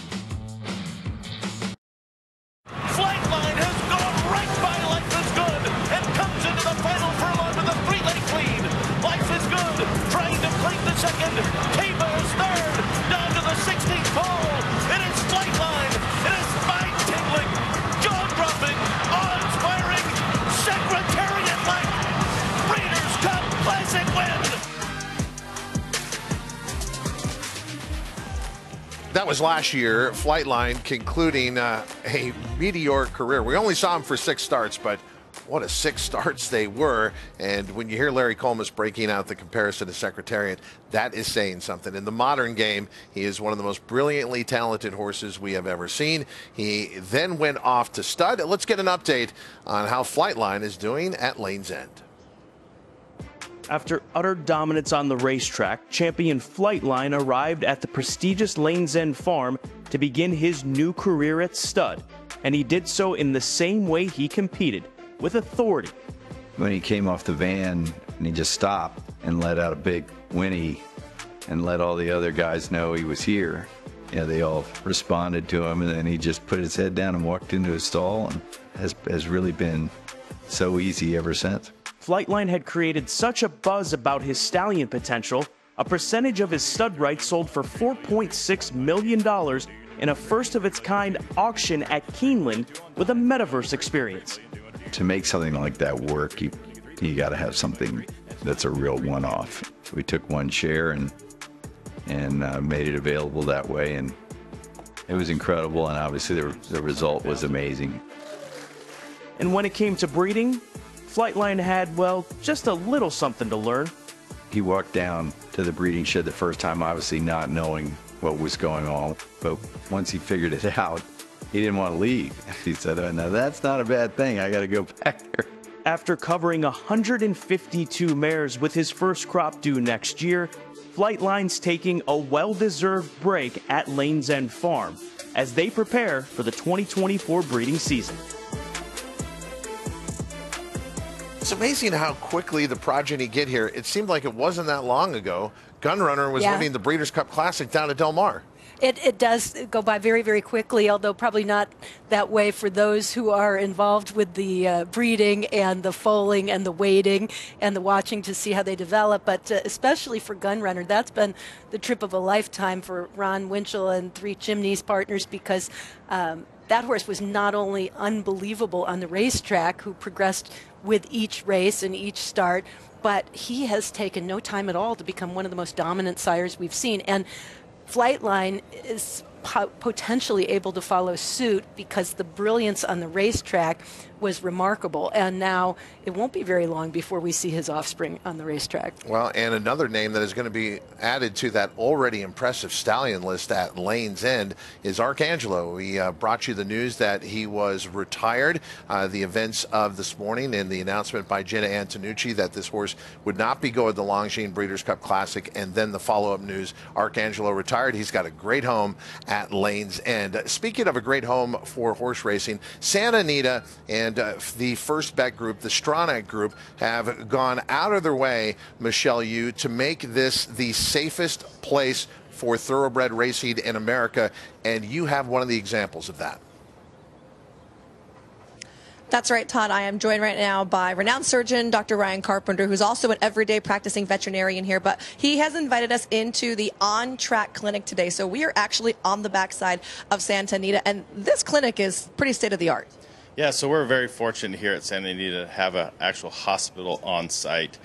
So our horses, when they get injured or when they have routine surgeries, are actually managed in their barn, in their normal environment, brought to this facility, surgeries done, and then they're taken back to the barn and managed afterwards. So we're very fortunate to have that opportunity here. Can you tell me some of the things that we're seeing for people that might not know? Yeah, so if you've never seen a horse go into surgery or under general anesthesia, it's pretty interesting. So in this room right here, we're going to actually walk the horse into the room. We're going to sedate them, and then we're going to place them against that wall. We're going to use this door here then to squeeze them in like they're in a starting gate. We're going to give them their anesthesia, and then they're going to sleep and go to the ground. Once they go to the ground, then we open up the door, we hook ropes to their legs, and then we're going to lift them up with this hoist. This takes them all the way to the ceiling, and now they're going to be upside down, and they're going to go right along this rail into the surgery room. So here's our surgery table here, where they're placed on their back. We call this dorsal incumbency. This is dorsal recumbency, yes. Very good. And then sometimes we'll do things on their side. That's called lateral recumbency. Up in the front here, we have our anesthesia equipment. So we're going to monitor blood pressure. We're going to monitor heart rate. We're going to monitor their temperature. And then this machine that you're looking at right here is called our ventilator. And this is what's going to breathe for the horse while they're under general anesthesia, and also keep them under general anesthesia with the gas that we give them to keep them sedated. And so in this room, we have our arthroscopy equipment here. When we take chips out of joints like knees and ankles, we have our fluoroscopy unit over here to the right, and that helps us with basically real-time radiographs for fracture repairs. So all of our complicated orthopedics procedures, we'll use the fluoroscopy unit. So while it looks like a small building from the outside, we can actually do great things on the inside, and it's just a real value to our horses and to our horsemen and to our owners to have it here on site. And in addition to the racehorses on the track, there are external horses that come here for surgeries. Yeah, so we do have a small percentage of our population that we do surgery here on off-track cases.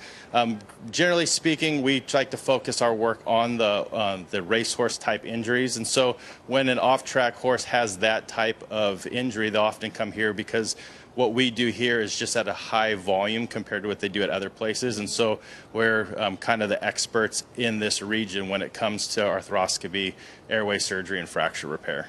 This might be a weird question. What's your favorite surgery to do?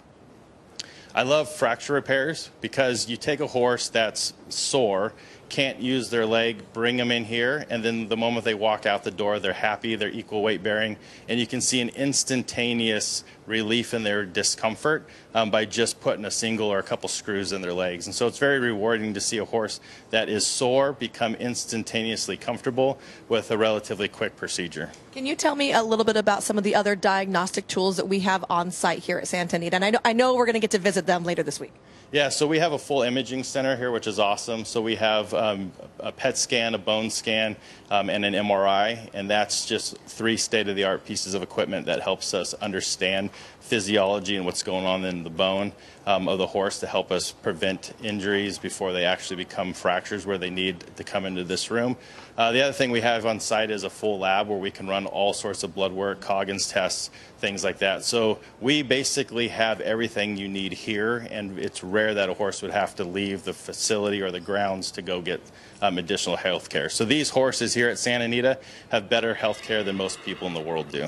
I come here for my health care too, actually. That's not a joke. Also, I want to ask, you've been around for a long time on the racetrack. What do you think has been the best tool that we've seen come around the last decade or so? I mean, there's a lot of things, and it just depends on what you're looking at. If you're looking at, from a private practitioner's, racetrack practitioner's perspective, the sesamoid bone is the hardest for me to identify when a lesion or a fracture is coming. And so for me, the PET scan has revolutionized my ability to understand what happens with the sesamoid bone. So I would say from an imaging perspective and from a direct impact on preventing a catastrophic failure, the PET scan has been amazing from that perspective, and it doesn't compare to anything else. I really appreciate the time and all of the transparency that you've been giving us this week on the show. Thank you. All right, guys, that was Dr. Ryan Carpenter, and we are in the surgical suite here on track at Santa Anita. Horse safety and the well-being of our equine athletes means so much to racetracks across the country, but a special tip of the cap to First Racing and what they've done at their properties.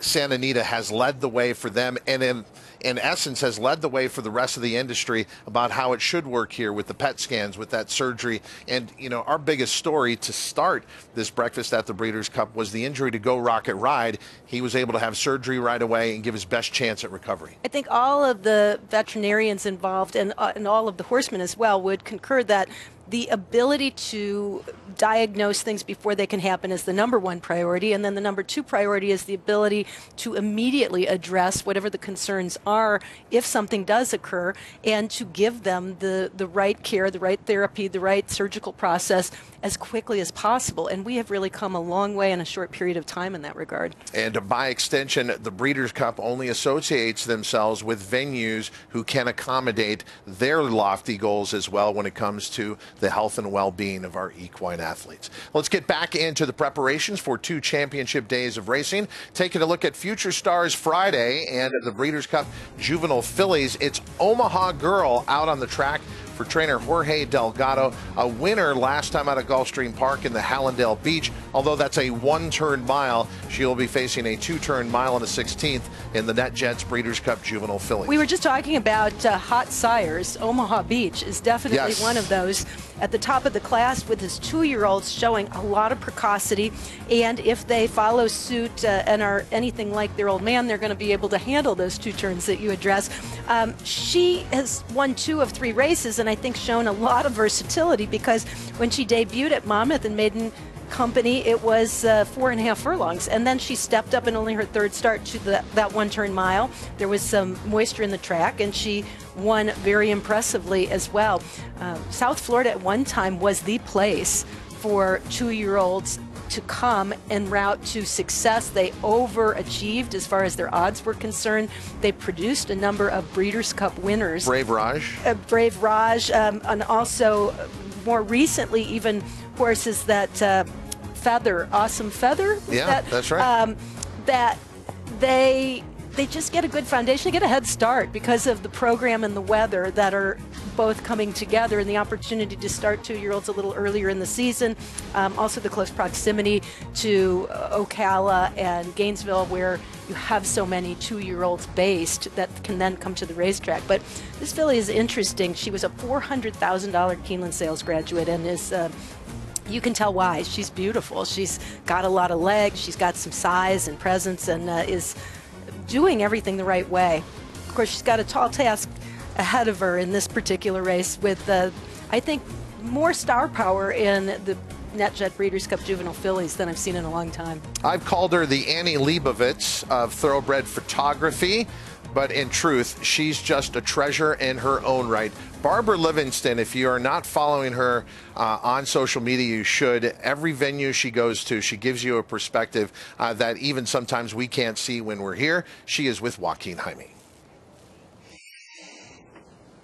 Yeah, Todd, thank you very much. And Barbara Livingston, been working for the Daily Racing Form for many years, and her work has earned her 6 Eclipse Awards. So very pleased to be joined by a 6-time Eclipse Award winner. One thing about the 40th edition of the Breeders' Cup this year at Santa Anita, Barbara, is that the 10th, 20th, 30th, and 40th runnings have all been right here at Santa Anita. So go down memory lane with me and what you remember. 1993, 10th edition of the Breeders' Cup right here. That year, our Kong at 133 to 1. What do you remember there? What I remember is not having much of our Kong all week. We were all set up for Trando, if I recall correctly. And our Kong was just one of the, you know how you have the huge groups of Europeans that go around in circles, and we're like, well, we'll get all of them. I maybe had 5 frames of him from the entire week until he won, and even then we said, who was that? But apparently Bailey said the same thing, like he didn't know how to pronounce his name. Yeah. So we didn't know either until later that evening. All right, so a couple other names that ran on the program that year. You had Kodashan, who won the turf, beat BNBN. Lure, a 2-time Breeders' Cup mile winner. What do you remember about some of those horses? One of the fun things about Lure is we're right here in Clocker's Corner, and he would stand out. He would have stood out all day if he could, and he just was such a classy horse, and he would just look at everybody, and of course Mike Smith would get on him in the morning. And how great a daily double was that daily double. Watching them, and with the backdrop here, and with Lure, he was a painting in the mornings. All right, let's go 10 more years further after that. 2003. It was so hot that year. I remember being here. Ash was falling from the sky. But Mr. Mandela, as Tom Durkin said, man, oh Mandela, 4 Breeders' Cup wins. What do you remember about 2003? I remember Charlie Sheen in the winner's circle and thinking, that's pretty cool. Really? Yeah, everybody in the winner's circle did this gesture. So there were maybe 50 people all doing that, which is pretty great. I think Bo Derek was there too. But who doesn't like Mr. Mandela? And so it was so exciting to see his horses win, and they all look great all week. Yeah. But you can't possibly expect that to happen, regardless. Pleasantly, perfectly. Okay, you win, Mr. Mandela. It was wonderful. We went back to the barn afterward. They had the 4 cloths all out in a row. And again, we posed it with the magical backdrop, and again, looked like a painting. When you look at some of the winners in 2013, just 2 little horses won that year by the name of Beholder and Wise Dan. That's two of some of the recent greats that we've seen in racing, right? Yeah, actually, I was looking back at pictures last night from some different Santa Anita Breeders' Cup, and I started looking at the incredible wealth of horses. That not even just the 10 thing, but add in something like Zenyatta. Yeah. But when you get Beholder with Mr. Mandela, and then Wise Dan romping again with those ears pinned, woo! with beating Europeans isn't easy on the turf. They're pretty good. And Wisedam is just, you grit those teeth, and the pictures of him, he looks like a wild horse coming down to the wire. And I'll always be grateful to them for being so helpful, and the horse just being such a monster. We just saw him a few weeks ago, and he's looking great and living the life at the Leprestes farm. So. And one of the horses that we've seen actually just win in the last couple days that has gotten a lot of attention from you on social media is the gray son of American Pharoah and American Theorem. Can you describe that picture of American Theorem for me that's getting so much attention? Oh my gosh, yeah. I mean, he was beautiful when he's got that big, strong head, which some people don't like and I adore. Yeah. And he was at Oakland a couple of years ago, like 3 years ago. So we were following him then. And when I saw him out here, he has turned into a monster. I think I wrote that he's hubba hubba, and he's totally hubba hubba. Yeah. The rider's so kind, Shane, he said, by the way, if I stop him, he loves to look at people. I said, well, so he was already about to stop. And the horse looked at everyone as if he's king of the world. And he is. I love when a horse knows they're king of the world. Well, Barbara, thank you so much for taking us down memory lane. Enjoy the 40th running of the Breeders' Cup here at Santa Anita. We'll do our best. We can't wait to see what happens here. All right, guys, that is Barbara Livingston, and I'll tell you this. Here's one of my cheat sheets when you're looking for horses. If you want to know who's already gone on to the racetrack, you just need to ask a photographer like Barbara Livingston, because trust me, all the photographers know who has actually already been out there on the racetrack. Well, in truth, she stands above all of them. Her photographs are going to exist 50 years from now to capture this moment in time in horse racing and previous times where she has taken pictures. But she's also like the Ken Burns of our sport. She has a project where she has preserved the work of Jim Rafferty, who was really, of his time, the best equine photographer out there. We got to know him in the final few years of his life down in South Florida. She has preserved his work. It's been on display at the National Racing Museum Hall of Fame, and it is fascinating. She keeps bringing up pictures and discovering more things that Jim did. I love that work she does. I do too. I mean, it's a living history, if you will. And also on social media, her taking it takes a lot of time. She's doing her work every day, and then every night she's coming back, she's going through her photos, and then she's posting things continuously so that it has an even greater audience for both the history of our sport as well as what's happening now and the stars of today. So it's just amazing work that she has done for so long. They talk about that that third eye, or that internal eye that sees something that nobody else sees, and that's what Barbara Livingston has, and she shares with all of us. Barbara, thank you will never be enough, but thank you very much. We are very thankful that we are participating in the 40th edition of the Breeders' Cup. So to celebrate, we have the Breeders' Cup 40 Days of Giving, which will benefit 11 thoroughbred charities and remains open through Saturday. A $40,000 match donation from the Breeders' Cup and Ken Fryrich's Better World Records is open now. If you would like to contribute, visit breederscup.com/giving to show your support. It's 40 days of giving to benefit 11 thoroughbred charities and to remember the 40th edition coming up of the Breeders' Cup World Championships right here at Santa Anita. Breakfast at the Breeders' Cup returns right after this.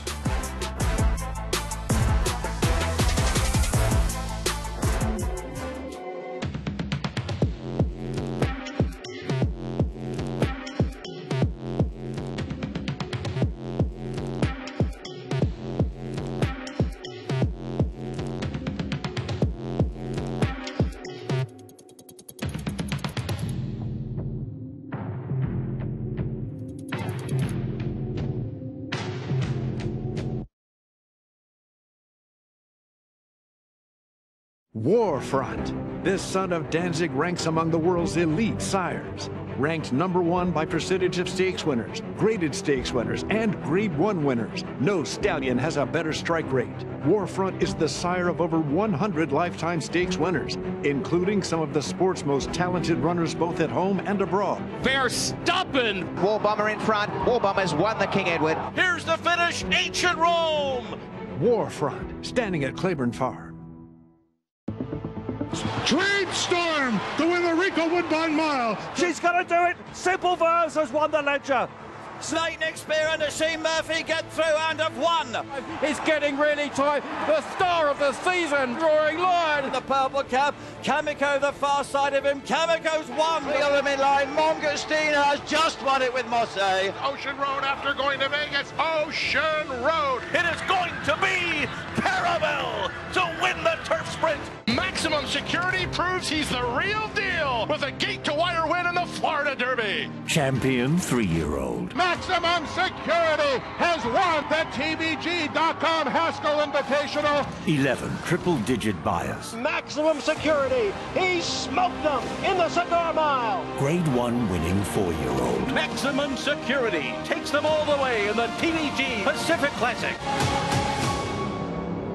Maximum Security. This is a Kentucky Thoroughbred. This is a Kentucky-built Powerfoil industrial fan. Like a Thoroughbred, it too delivers unrivaled performance. And while they both run with purpose and pride, this one also runs to keep your workforce feeling cool and comfortable. Powerfoil, our best-selling big fan hands down.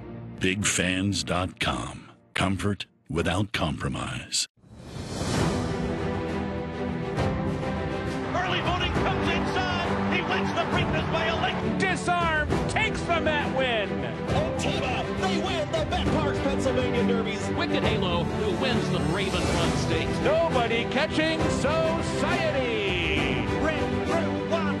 Cyberknight has won the Haskell over Tava and Gunna in the Forgo. Echo Zulu wins the Next Gen Breeders' Cup Juvenile Fillies.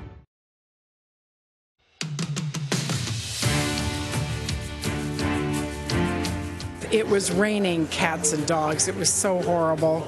There was mud everywhere, and I texted the assistant trainer, Scott Blasi, said, how does he like the mud?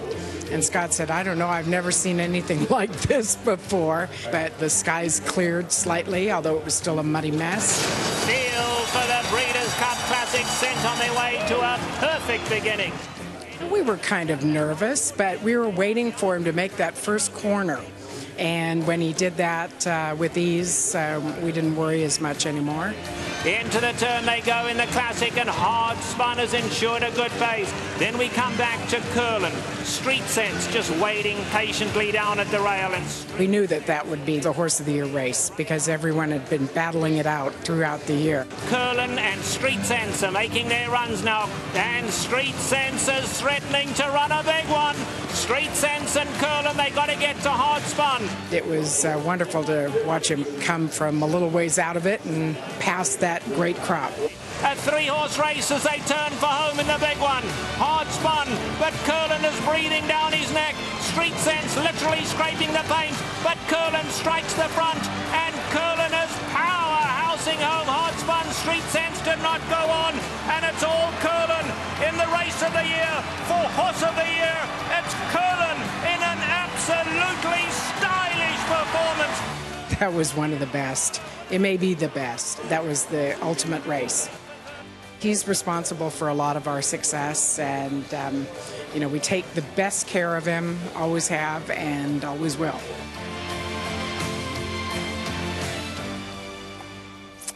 And Curlin's, you know, we talk about sometimes races, how a horse looks out of it and then rallies. I look at Curlin's stud career and off to a brilliant start, then kind of a lull, and now back better than ever. He has been certainly one of the most impactful horses over the last 15 years. I think, too, when we think of the Breeders' Cup distaff with Curlin fillies right there in the mix every step of the way, it's not just throwing the occasional runner, but with consistency runners at the highest level and in all categories of that's the thing that has been amazing to me to watch Curlin as a sire, is that the offspring can kind of do it all. Yeah, he was a sight to behold in person physically. You could not take your eyes off of him, and he's passing that down to his progeny. Let's look ahead to the field that will assemble in the Longines Breeders' Cup Classic. The news that Arcangelo is not going to go, so the horse that was on the rail. You know, from a post position point of view, it doesn't change the race a whole lot. It clearly takes out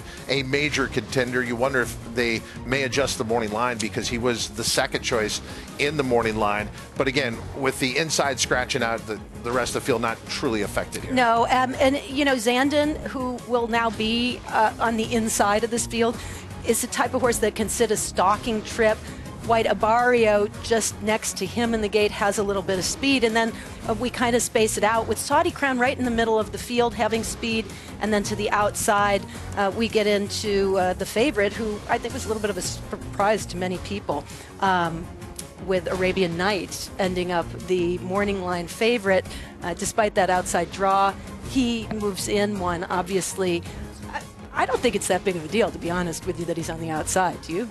I don't think so at all. I agree with you. It might even be to his benefit. I was just checking my email because I've been dealing with the Breeders' Cup ticket office trying to find the best spot for my loved ones, my friends and family who are going to be out here for this 40th edition. You should be doing the same. Thank you to Brittany and Brandy who've been taking care of me. They're ready to take care of you. Go to breederscup.com/tickets. We'll be back after this.